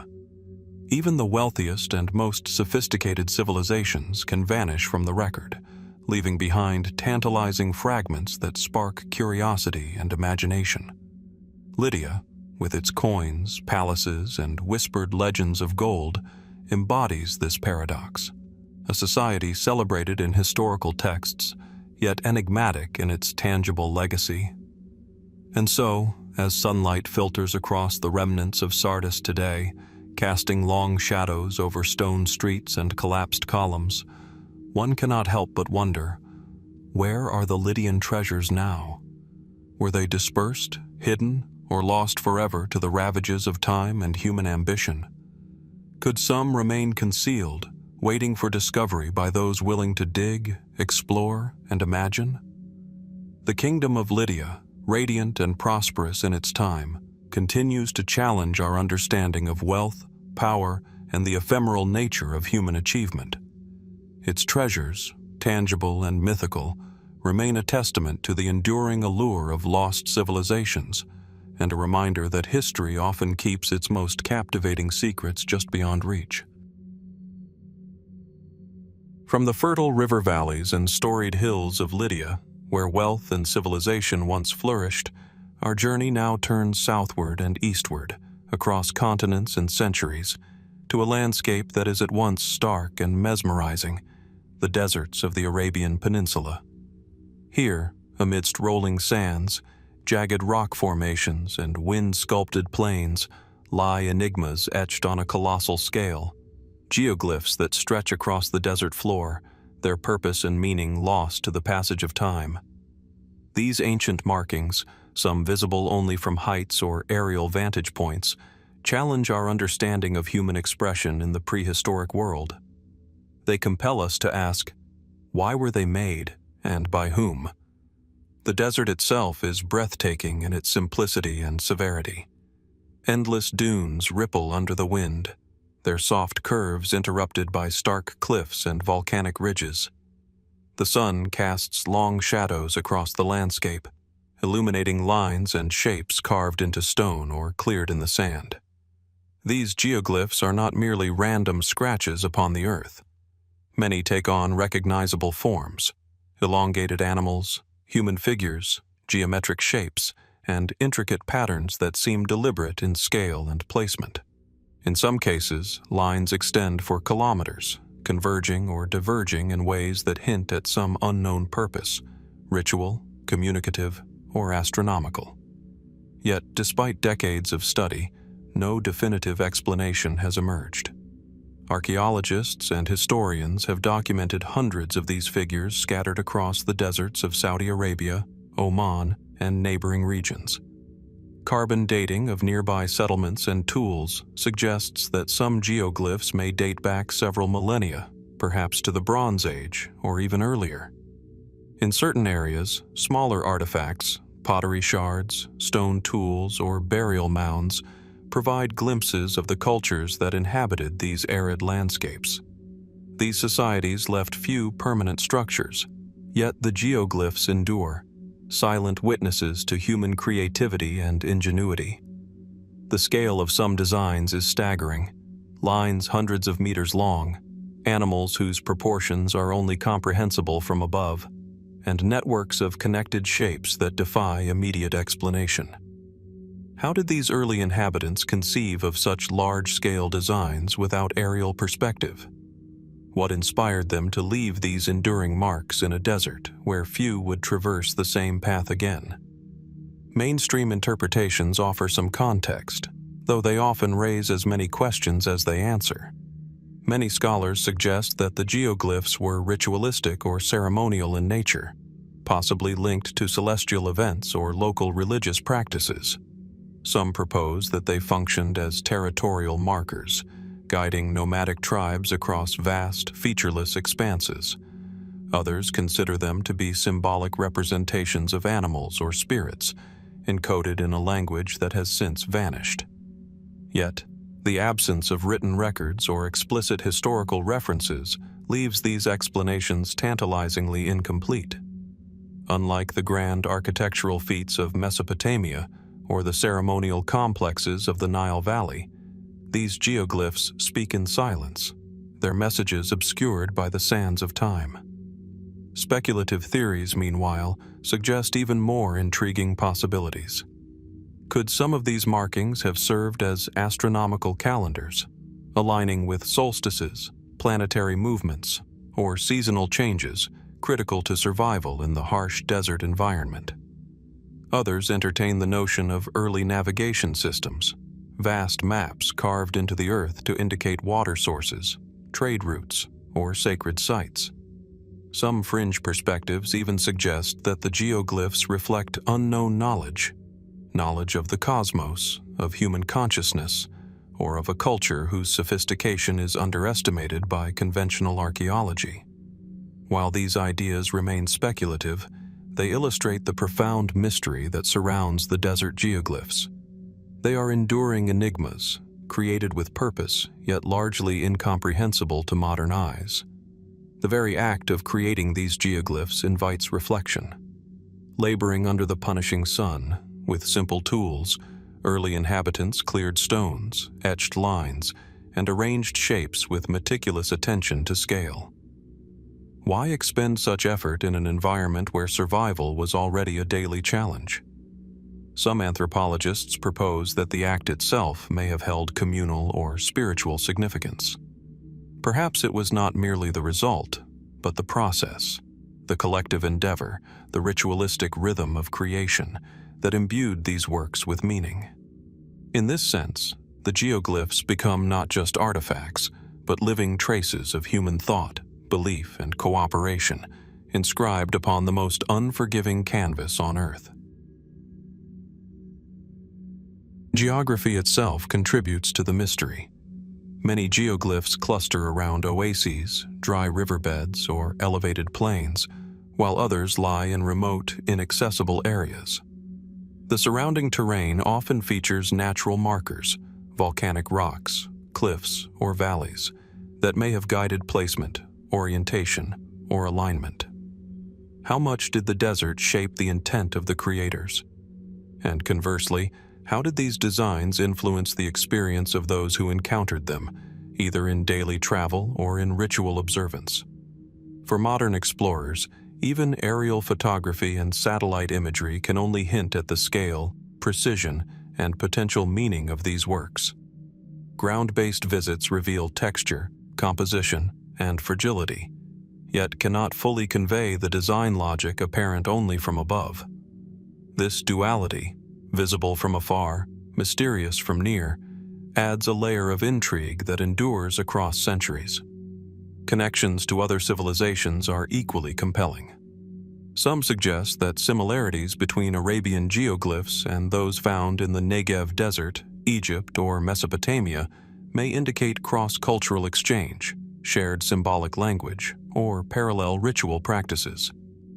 Could nomadic networks have transmitted knowledge and techniques across vast distances, linking desert communities in ways that archaeology has only begun to uncover? And if so, what does this suggest about the mobility, communication, and sophistication of early desert societies, often assumed to be simple or isolated? Even more tantalizing is the question of what may yet lie hidden. Shifting sands, erosion, and human development have undoubtedly erased countless markings, leaving gaps in the archaeological record. How many geoglyphs have vanished entirely, their stories lost? Could undiscovered sites hold insights that rewrite our understanding of prehistoric Arabia, revealing connections, practices, or symbolic systems that extend beyond what we currently know? Each discovery offers glimpses, yet also deepens the enigma, reminding us that the desert keeps its secrets well. As we stand on a windswept ridge overlooking endless sand and stone, the scale and subtlety of these creations provoke reflection. The geoglyphs of Arabia are at once tangible and ephemeral, linking the human hand with the vastness of the natural world. They compel us to confront questions of purpose, culture, and knowledge. Why create on such a monumental scale? What drove these people to inscribe meaning into the earth, knowing that centuries might obscure it? And most poignantly, what truths about human history, ingenuity, and belief remain buried beneath the sands, waiting for those who are willing to look beyond the obvious to seek patterns in the vast and silent desert canvas? In contemplating the desert geoglyphs, one senses the same tension found in other lost or vanished civilizations explored earlier in this series, from Lydia's hidden treasures to the Hallstatt settlements to the Saqqara chambers. Across time and space, human societies have left marks that endure beyond their creators, fragments that whisper of knowledge, ritual, and aspiration. Arabia's geoglyphs remind us that even in the most austere environments, human beings have long sought to communicate, to symbolize, and to leave a trace of their existence in the world. And yet, the ultimate meaning of these vast, enigmatic designs continues to elude us. As the sun dips toward the horizon, casting a golden light over undulating dunes and faintly visible lines etched into the earth, one is left with a profound question. What else lies hidden beneath the sands of Arabia, silent and waiting, a testament to civilizations whose ingenuity and intent we have yet to fully comprehend? The desert geoglyphs endure, a puzzle of stone and sand, inviting us to imagine, to speculate, and to keep searching for answers that may, for now, remain just beyond reach. From the vast, silent expanses of the Arabian desert, where human expression was etched into the sand and stone, our exploration returns to the ingenuity of human engineering, this time in a landscape far more intimate yet equally awe-inspiring. On the island of Samos, nestled against the Aegean Sea, lies a feat of classical engineering that has puzzled historians, architects, and mathematicians for centuries: the tunnel of Eupalinos. Unlike the sprawling geoglyphs visible only from above, this marvel is hidden within the earth, its entrance unassuming, yet its significance monumental. It is a creation that blends practicality, ingenuity, and mystery, raising questions that continue to intrigue the modern mind. How was such a feat accomplished in the 6th century BC with only primitive tools and no modern surveying instruments? As one approaches the site, the surroundings are deceptively tranquil.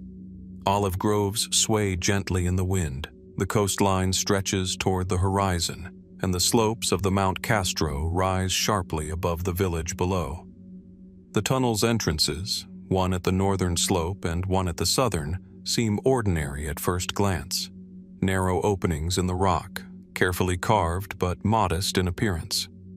Yet within these unassuming mouths lies a labyrinthine passage that stretches over 1,000 meters, cutting through solid limestone with precision and foresight that continues to inspire wonder. Unlike many tunnels of antiquity, the Eupalinos tunnel was not simply a conduit for water or transport. It was a carefully planned aqueduct, designed to supply the ancient city of Samos with fresh water while withstanding the test of time, natural erosion, and even the human passage of millennia. The history of the tunnel is itself as fascinating as the structure. Commissioned by the tyrant Polycrates of Samos in the 6th century BC, the project was undertaken by Eupalinos of Megara, a name that endures as a synonym for genius in classical engineering. Ancient texts describe the undertaking with admiration, noting that the tunnel was dug simultaneously from both ends of the mountain, a staggering achievement for the era. Archaeologists have confirmed that the two teams, starting from opposite sides, met in the middle with remarkable accuracy, a deviation of mere centimeters over a distance exceeding a kilometer. This alone is a source of enduring fascination. Without modern compasses, lasers, or GPS, how did Eupalinos achieve such precise alignment through solid rock? Was it sheer intuition, advanced mathematical understanding, or knowledge now lost to time? The tunnel's internal structure offers further intrigue. Its walls are lined with dressed stone, cut to precise dimensions, and its path alternates between straight stretches and carefully calculated turns. Scholars note the presence of small niches, ventilation shafts, and subtle curves that are not merely decorative. They reveal a meticulous consideration of airflow, water flow, and structural integrity. The engineering knowledge required to integrate all these elements in the 6th century BC challenges our assumptions about the capabilities of ancient societies. Some experts suggest that Eupalinos may have employed principles of geometry and surveying that predate formal documentation, hinting at a sophisticated tradition of technical knowledge passed down through generations. Beyond the technical marvel lies the question of human endeavor and vision. Imagine the laborers, armed only with picks, chisels, and determination, hacking through the limestone day after day. How did they maintain alignment, measure distance, and ensure that their paths would meet perfectly? Modern reconstructions suggest that Eupalinos may have employed a clever system of measuring angles and sightlines, but the exact method remains speculative. Ancient ingenuity often eludes definitive explanation, and here it teases us with glimpses of brilliance that are simultaneously comprehensible and unfathomable. The tunnel embodies a paradox, a practical solution to a basic need, water, yet executed in a manner so extraordinary that it transcends mere functionality. Speculation naturally follows the facts. Some scholars have proposed that the alignment of the tunnel may have incorporated astronomical references, perhaps using the sun, stars, or seasonal shadows to guide direction.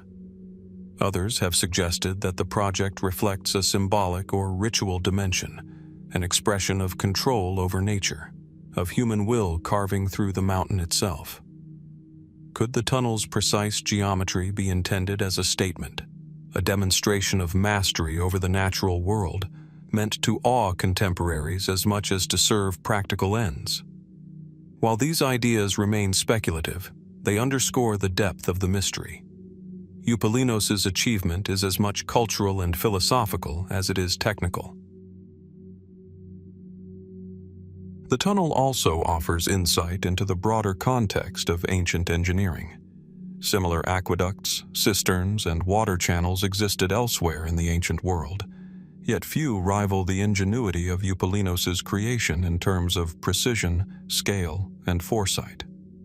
By comparison, much of what survives from Mesopotamia, Egypt, and even early Greek cities consists of monumental structures, palaces, temples, fortifications. In Samos, we find not just a building, but a subterranean system that marries practicality with visionary design. It is a testament to the capacity of human thought to conceive solutions that are elegant, efficient, and enduring. Equally compelling is the question of what knowledge may have been lost. The methods Eupalinos used to calculate alignment, measure distances, and plan the route through the mountain are not preserved in surviving texts. Modern engineers can approximate these methods, yet uncertainty persists. Were their instruments now vanished from history? Did oral traditions carry specialized mathematical or geometric knowledge that the Greeks of later centuries had forgotten? The tunnel reminds us that much of human ingenuity in antiquity remains undocumented, leaving only the material traces as a testament to skill and imagination. The tunnel's endurance also invites reflection on the passage of time. Over 25 centuries have passed since its construction, yet the Eupalinos tunnel remains navigable, still capable of conveying water and demonstrating its original intent. This durability, in an environment prone to seismic activity and erosion, speaks to the foresight and understanding of materials that guided its creation. How did the builders anticipate the long-term stability of the rock, the pressures exerted by soil and water, and the human use that would follow? In many ways, the tunnel functions as a silent teacher, offering lessons about planning, resilience, and precision that modern engineers can still learn from.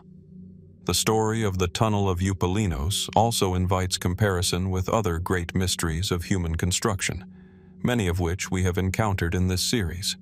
From the Geoglyphs of Arabia to the chambers beneath Saqqara, the burned cities of Central Asia, and the vanished settlements of Bactria.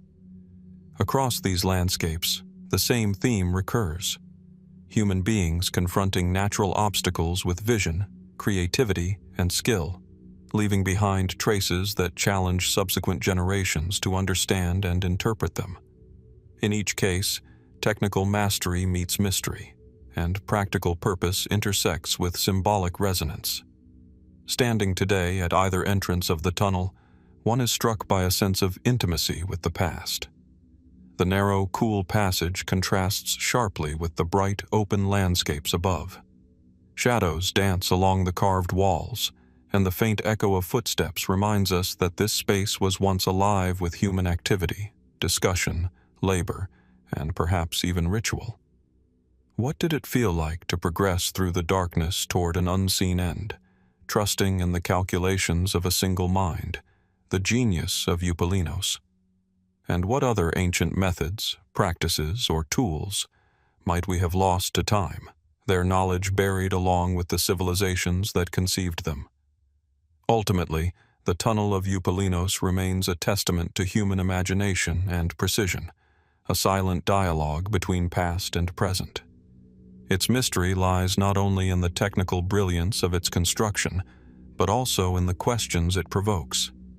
How did ancient societies achieve such feats? What knowledge did they possess that has since faded? And what other marvels, hidden in plain sight or beneath the earth, await discovery by those willing to look closely, to measure carefully, and to imagine the vision that once guided human hands through solid rock? As we emerge from the shadowed passage into the Mediterranean sunlight, the tunnel recedes behind us, yet its presence lingers. It connects us across centuries with a culture that understood geometry, materials, and human cooperation in ways that remain astonishing today.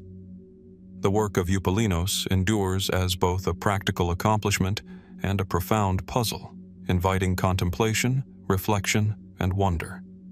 How much more of human ingenuity lies hidden beneath mountains, deserts, and ancient cities, awaiting discovery? What secrets might still challenge our assumptions, as they did in Samos over 2.5 millennia ago?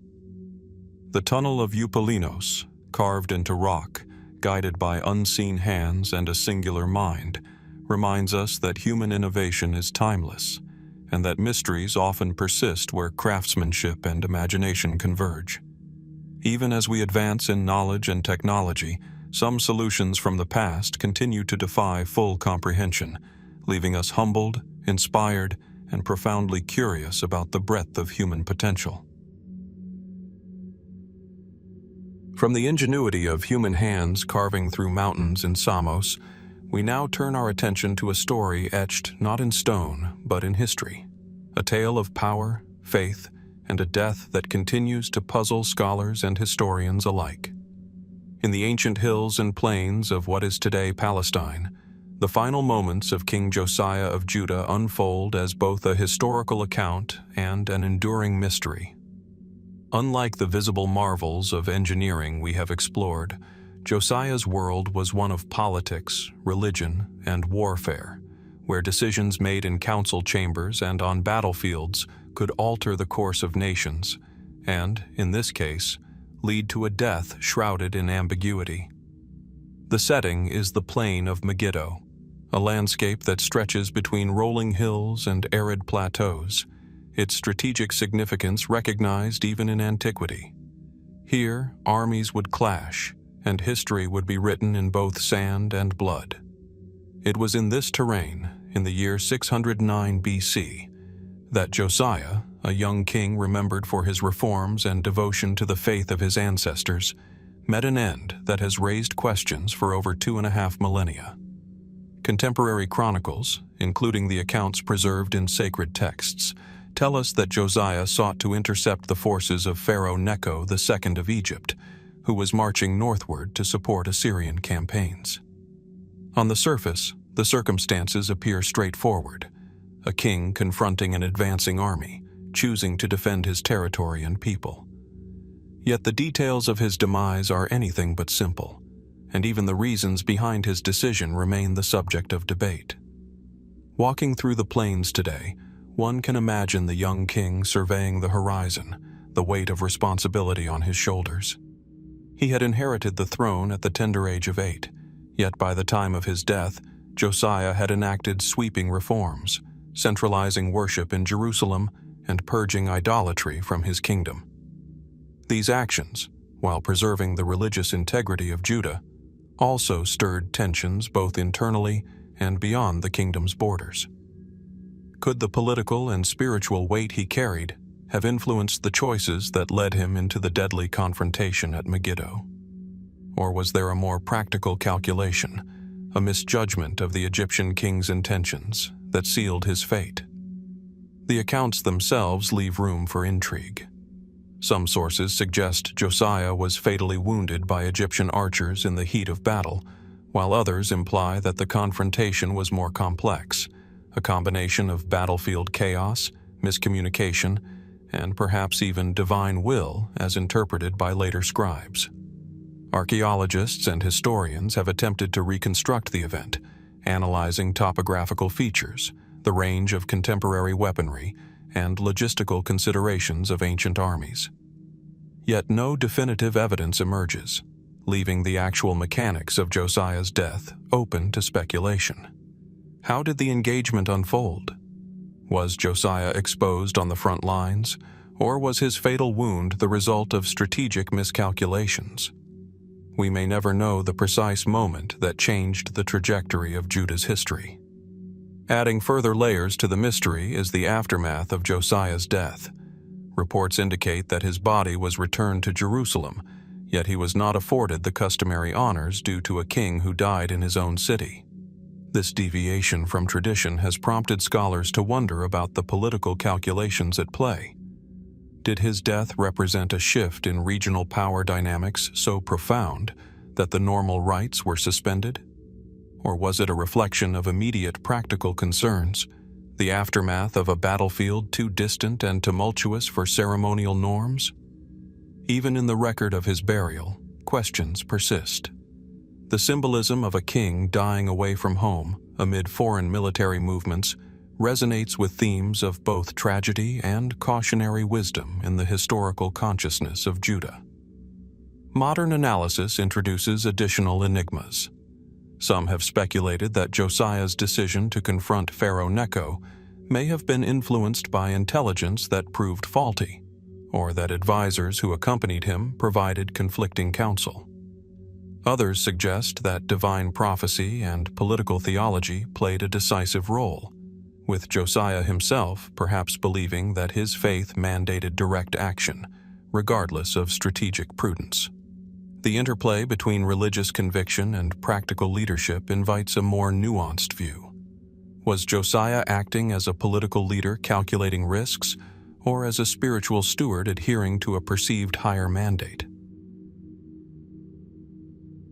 Archaeological investigations in the region provide tantalizing clues but no definitive answers. Excavations at sites associated with the battle and surrounding settlements have uncovered remnants of fortifications, weaponry, and pottery, hinting at the scale of military engagements. Yet these artifacts, while invaluable for reconstructing broader historical contexts, do not pinpoint the exact circumstances of the king's death. Even textual analyses reveal ambiguities, contradictions, and editorial insertions that may reflect later interpretations rather than first-hand accounts. Thus, the story of Josiah's final moments straddles the line between recorded history and historical mystery, challenging modern audiences to reconcile evidence with narrative. Equally compelling is the question of motive and character. Josiah, remembered as a reformer and devout leader, was also young, energetic, and seemingly aware of the precarious balance of power surrounding his kingdom. Was his decision to engage Pharaoh Necho a bold assertion of sovereignty, a moral stand against foreign interference, or a miscalculation driven by youthful zeal? Did his devotion to faith amplify his courage, or did it blind him to the dangers of underestimating a seasoned Egyptian army? The answers remain elusive, buried in the intersection of personality, politics, and historical record. In reflecting on Josiah's death, one cannot ignore its broader implications. It marked a turning point for Judah, a kingdom already navigating the pressures of surrounding empires. Following Josiah's demise, the region faced a period of instability, with successive rulers contending with both internal factionalism and external threats. The sudden removal of a leader whose reforms had unified religious and civic life introduces questions about contingency in history. How might events have unfolded differently had Josiah survived or chosen a different path? Such what-ifs are not mere speculation. They underscore the profound impact of individual decisions in shaping civilizations. The mystery also resonates in the broader pattern of history. Across centuries, we encounter leaders whose deaths, whether on distant battlefields, in palaces, or in the shadow of religious and political tension, leave gaps in understanding. Josiah's end reminds us that history is often reconstructed from fragmentary evidence, with interpretation as critical as fact. Archaeologists, historians, and scholars piece together artifacts, texts, and geography, yet the human experience, the fear, courage, and calculation of those involved remains largely inaccessible, leaving an enduring aura of uncertainty. Today, standing on the plains of Megiddo, one can sense the weight of history. The hills rise gently, and the landscape is dotted with remnants of past civilizations. Each stone, each contour, whispers of battles fought and decisions made that shaped the destiny of entire regions. The mystery of Josiah's death lingers here, inviting contemplation of courage, consequence, and the interplay of faith and strategy. Was it destiny, miscalculation, or an untold combination of forces that led to his fall? And what can this singular moment reveal about leadership, conviction, and the delicate balance between divine guidance and worldly pragmatism? Ultimately, the story of King Josiah exemplifies a theme that echoes throughout our exploration of ancient mysteries. Human agency, faith, and ingenuity operate within a larger framework of uncertainty. Even when records are precise, the interpretation of events, the intentions of individuals, and the circumstances of death remain partially obscured by the passage of time. Josiah's demise, recorded and remembered yet unresolved, serves as both a historical lesson and a reminder of the limits of knowledge. The king's story, like the tunnels, geoglyphs, and vanished cities we have encountered, urges us to confront the unknown, to embrace questions that resist easy answers, and to remain attentive to the subtle interplay between evidence, inference, and imagination. As the sun sets over Megiddo, casting long shadows across the plain, the legacy of Josiah persists, not in a single monument or artifact, but in the enduring puzzle of his final moments. His death is a nexus where history, faith, and speculation converge, a moment that continues to challenge understanding and invite reflection. How did a young king meet his end in a battle that was neither victorious nor entirely predictable? What lessons, hidden in the folds of circumstance, might yet inform our understanding of leadership, devotion, and the fragile course of human events? In the silence of the plains, these questions remain unanswered, compelling us to continue our exploration of the mysteries that history still guards closely. From the plains of Megiddo and the echoes of a young king's fatal choice, we now shift our gaze to a different kind of power, one buried beneath the soil, subtle yet enduring, a force wrought not by armies or kings, but by words etched in lead, invoking unseen powers over the living and the dead. Across the hills, valleys, and sacred precincts of ancient Greece, small sheets of lead, carefully inscribed and intentionally concealed, hint at an intimate, almost invisible struggle. The curse tablets, or katadesmoi, a form of magic that bridges human desire, divine intervention, and the unknown. These objects, often no larger than a hand, carry a weight far greater than their size would suggest, for they speak to an ancient culture where the ordinary and supernatural were inseparable, and where written words might direct destiny itself. The locations where these tablets have been found are as varied as they are mysterious. Sanctuaries dedicated to chthonic deities, tombs, wells, and hidden crevices reveal that the act of burying a curse was deliberate, calculated, and performed with ritualistic precision. Archaeologists have uncovered tablets in Olympia, Athens, and Corinth, often folded, pierced with nails, or rolled tightly into tiny cylinders, buried beneath thresholds, under altars, or even within the walls of homes.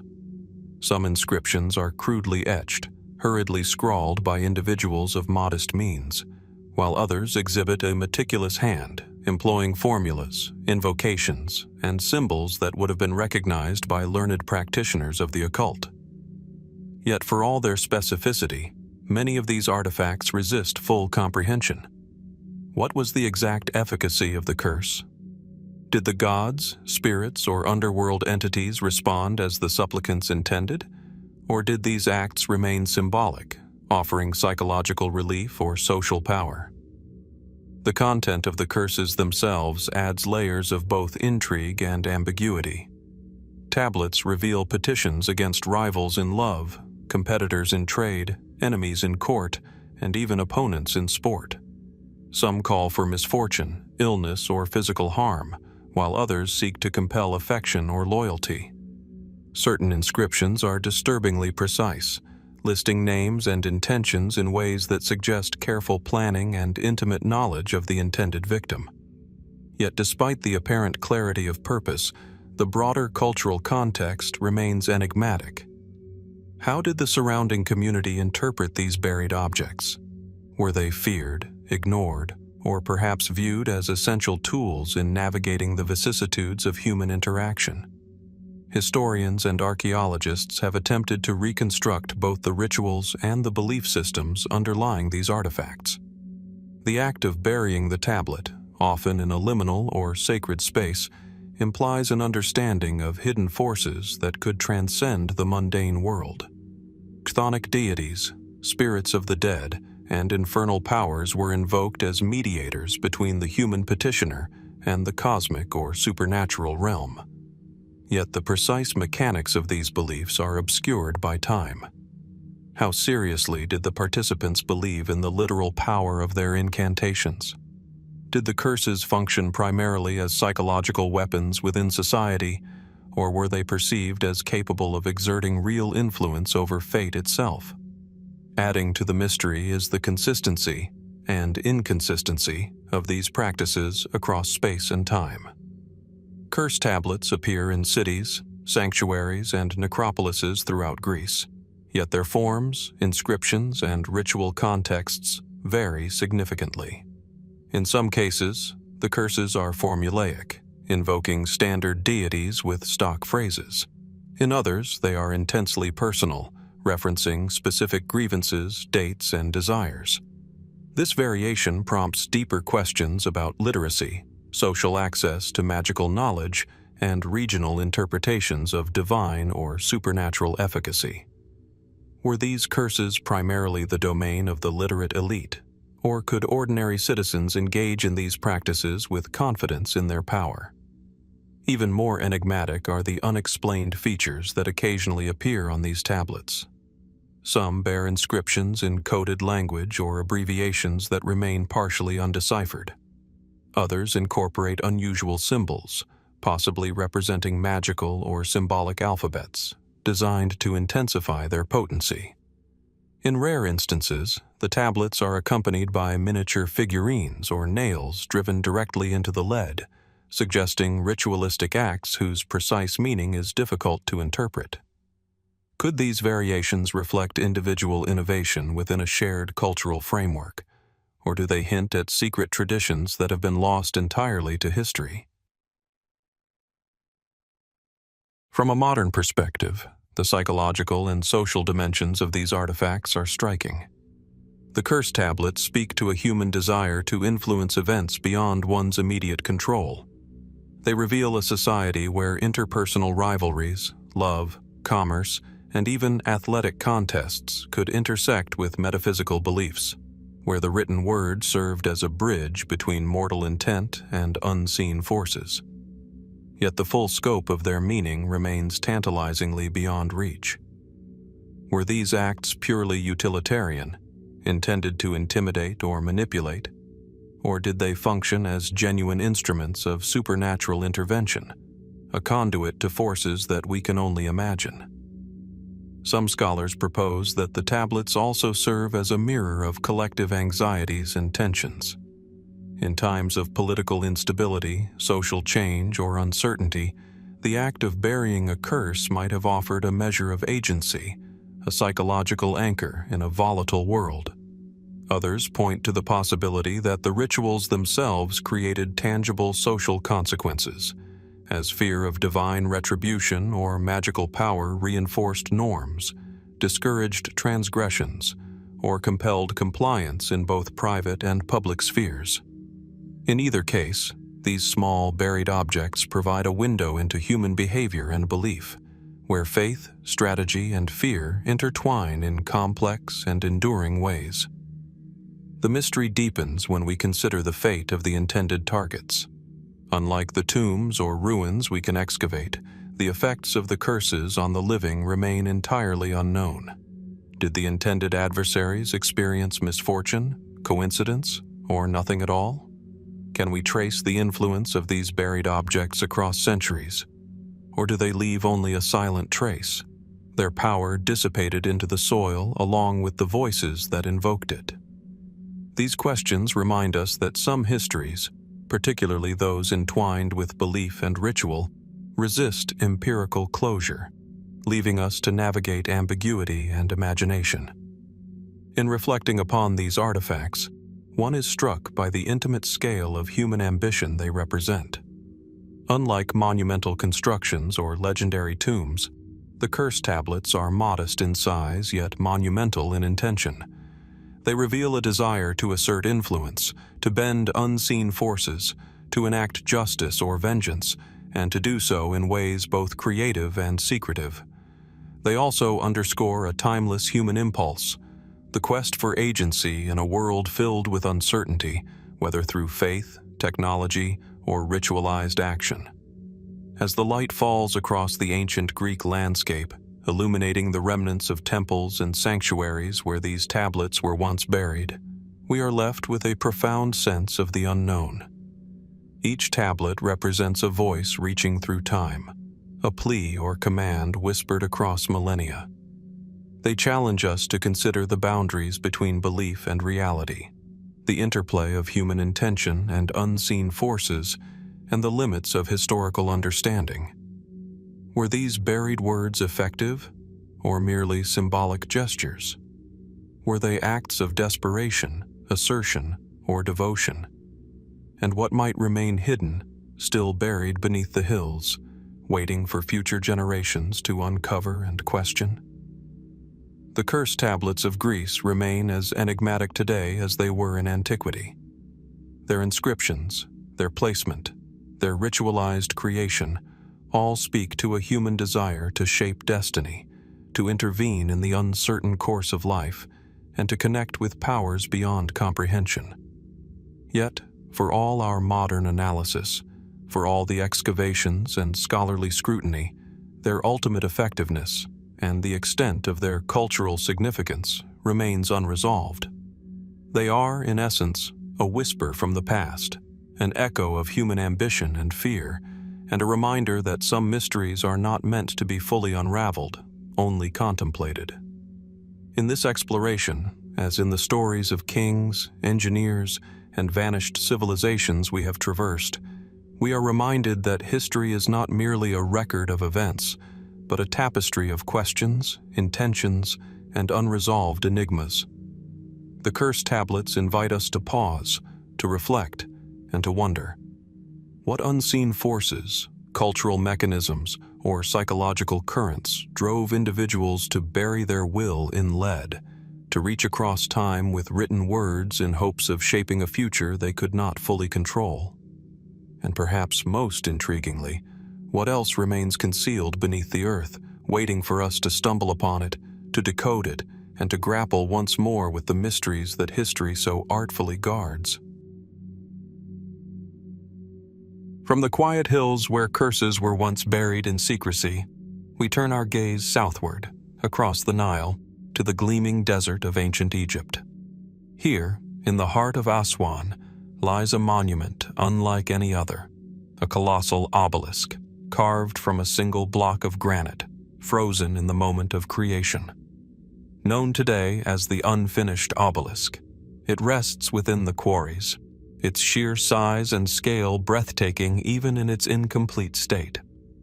Measuring approximately 42 meters long and weighing an estimated 1,200 tons, it dwarfs the vast obelisks that now grace plazas and temples across the world, monuments whose echoes were first imagined in this very granite. Yet here it lies, suspended in the raw rock, never lifted, never polished, never inscribed.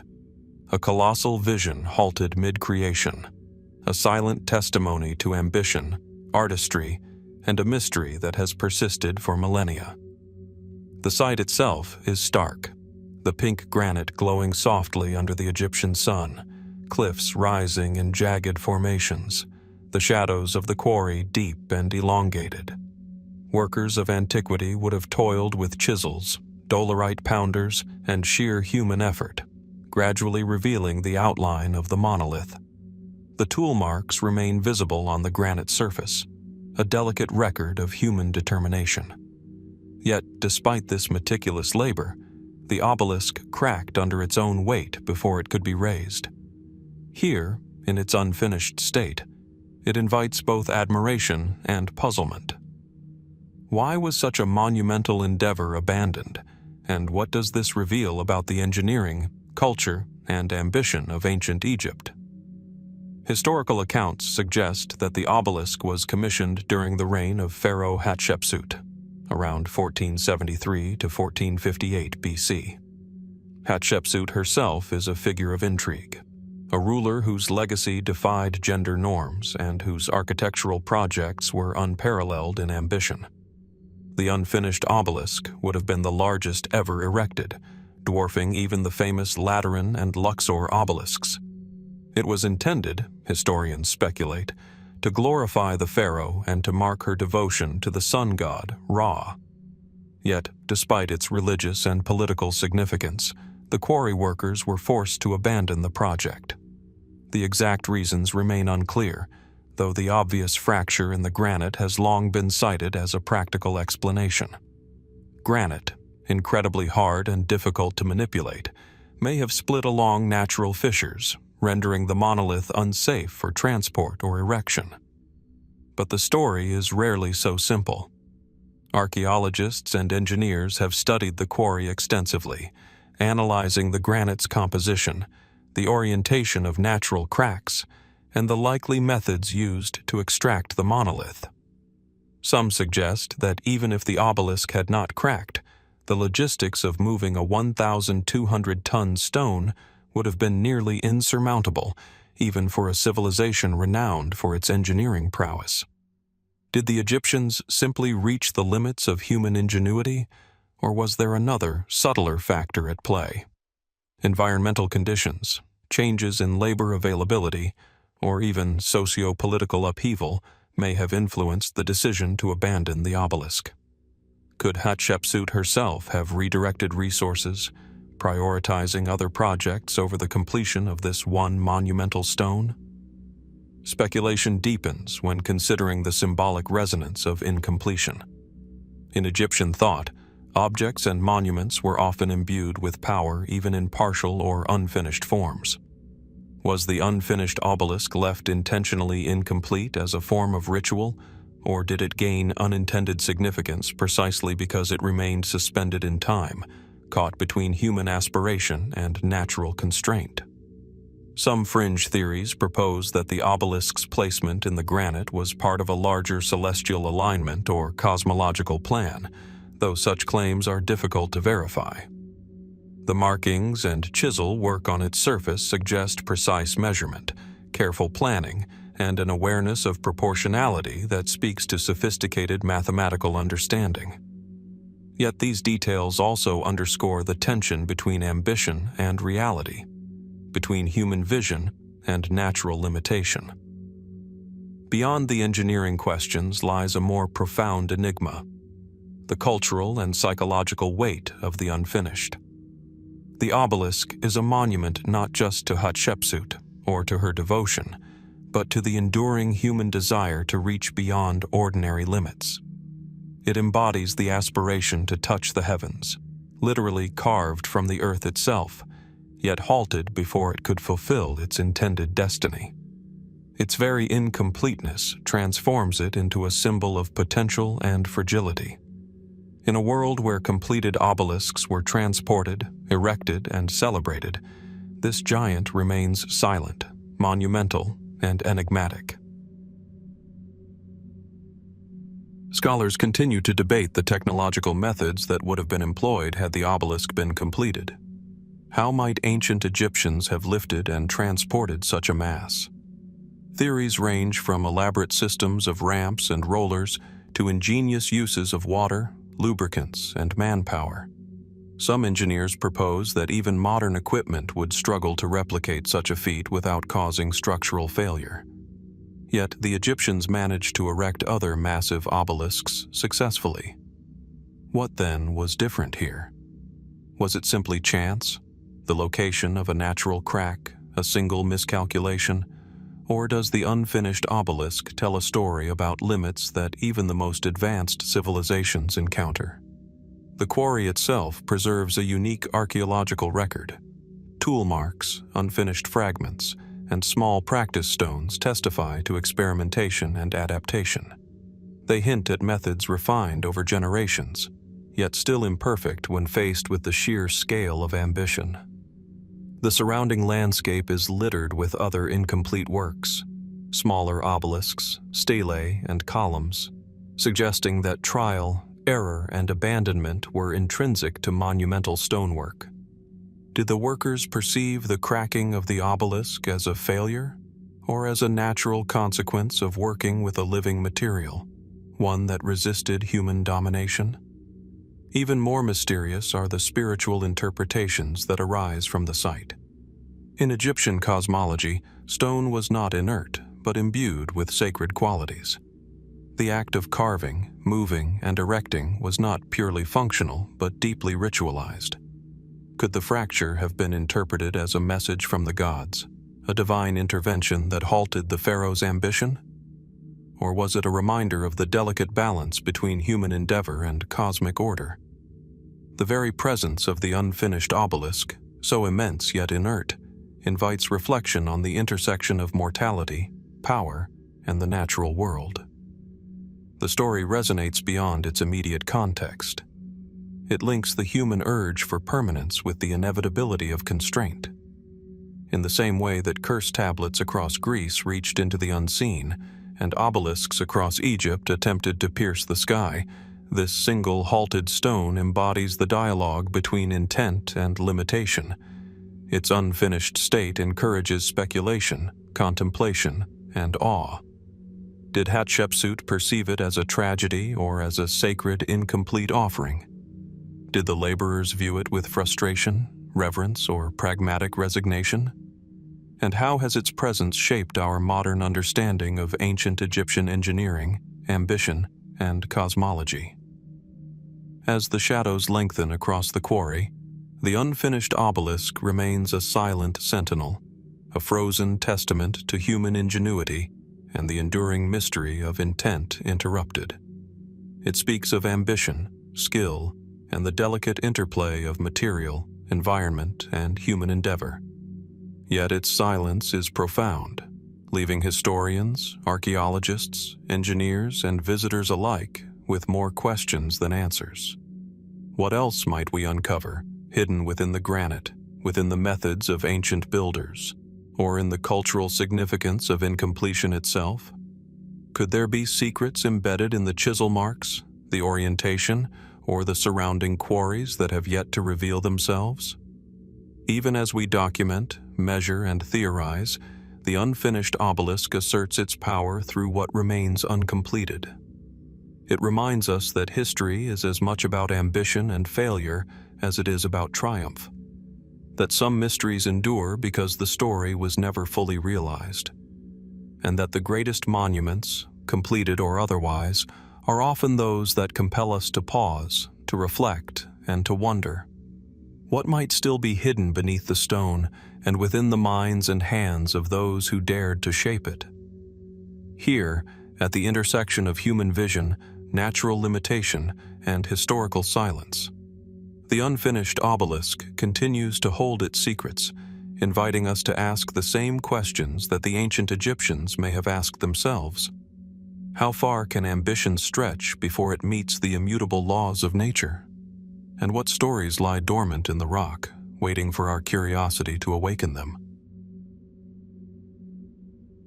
From the shadow of the colossal granite monoliths of Aswan, where human ambition met the resistance of stone, our journey now drifts across the deserts and salt flats of the Arabian Peninsula to the lost kingdom of Gerrha.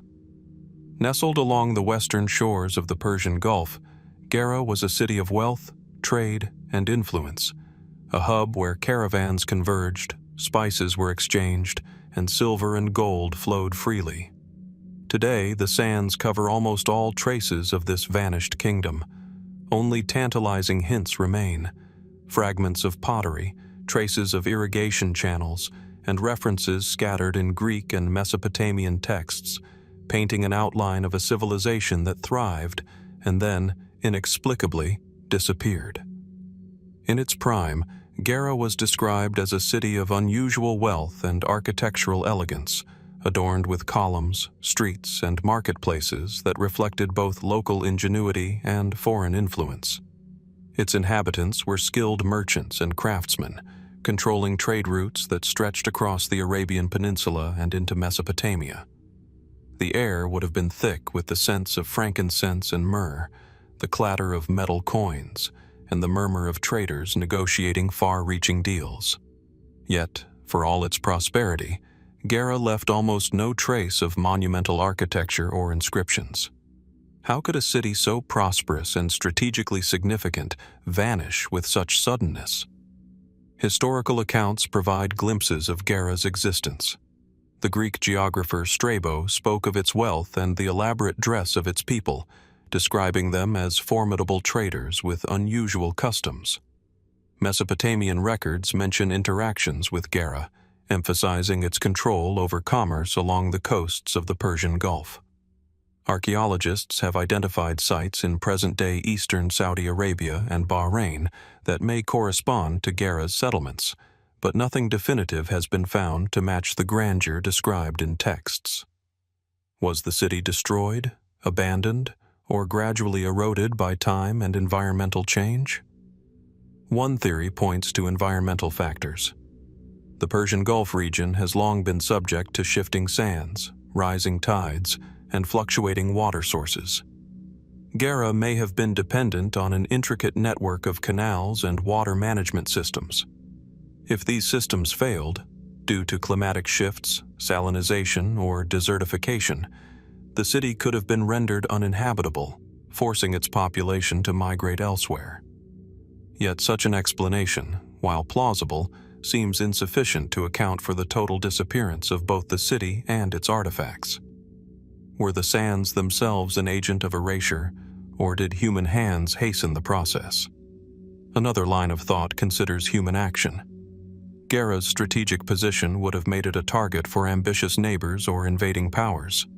Conflicts with tribes from the interior or with emerging empires along the Gulf may have destabilized the city, prompting mass exodus or destruction. But no definitive records describe a conquest or massacre. Could it be that Gerrha, rather than falling by force, was abandoned deliberately, its citizens dispersing into smaller, hidden communities along trade routes, leaving the city to the desert? If so, why leave behind so few material traces of their lives and labor? Speculation deepens when considering Gerrha's role as a trade nexus. Some suggest that its disappearance may be connected to the rise of competing ports and cities, or the redirection of trade routes due to political shifts elsewhere in Mesopotamia and Arabia. Did economic forces alone suffocate the city, prompting a slow fade into obscurity, or did natural disasters play a more immediate role? Seismic activity, flash floods, or sudden changes in river courses could have reshaped the landscape, swallowing streets and homes without a trace. Could the city's collapse have been abrupt, its history lost in the very sands that once nurtured it? Adding to the intrigue are references to Gerrha in legend and literature. Greek and later Arabic sources hint at treasures buried beneath the sands, cities of gold, and secret knowledge once housed within its walls. Some scholars argue these accounts exaggerate, yet they reveal the enduring aura of mystery surrounding the city. Was Gerrha's disappearance purely practical, the result of environmental and economic forces, or did it leave behind a cultural and symbolic footprint that lingers in myth? Could the city itself have been designed with a knowledge of the desert's impermanence, intended to exist in harmony with, and eventually succumb to, the sands? The archaeological record remains frustratingly sparse. Excavations have uncovered fragments of pottery, remains of domestic structures, and traces of canals, yet nothing conclusively identifies the full extent of Gerrha. Satellite imagery reveals outlines of ancient settlements and possible canals, hinting at the sophistication of the city's planning. Yet these fragments raise more questions than answers. How densely populated was Gerrha? What social structures guided its governance? And most pressingly, why did its physical and cultural imprint vanish almost entirely, leaving only whispers in distant chronicles? Perhaps the true mystery lies not just in the city itself, but in the gaps between its history and our understanding. Gerrha challenges the assumption that a prosperous civilization must leave lasting monuments. It reminds us that time, nature, and circumstance can erase even the wealthiest and most strategic of cities. The disappearance of Gerrha invites us to consider the fragility of human endeavor, the impermanence of material achievements, and the role of the unknown in shaping our perception of the past. As the desert winds sweep across the plain where Gerrha once thrived, we are left with a city defined not by ruins, but by absence. Its streets, marketplaces, and homes have vanished, yet the city speaks to us through the enduring questions it raises. How could a civilization so influential disappear so completely? What lessons lie hidden in the sand, waiting to be uncovered by future generations of explorers, archaeologists, and dreamers? And most intriguingly, what other cities, lost to time and memory, may lie buried just out of reach, waiting for discovery? Gerrha's silence is profound, its absence eloquent. It is a reminder that history is not only written by what survives, but also by what is lost, and that some mysteries remain deliberately, or perhaps inevitably, beyond our grasp. As we stand on the edges of its forgotten sands, we are invited to wonder, to imagine, and to question what might still lie hidden beneath the desert, waiting to reveal the secrets of a kingdom that once shone and then vanished from the world.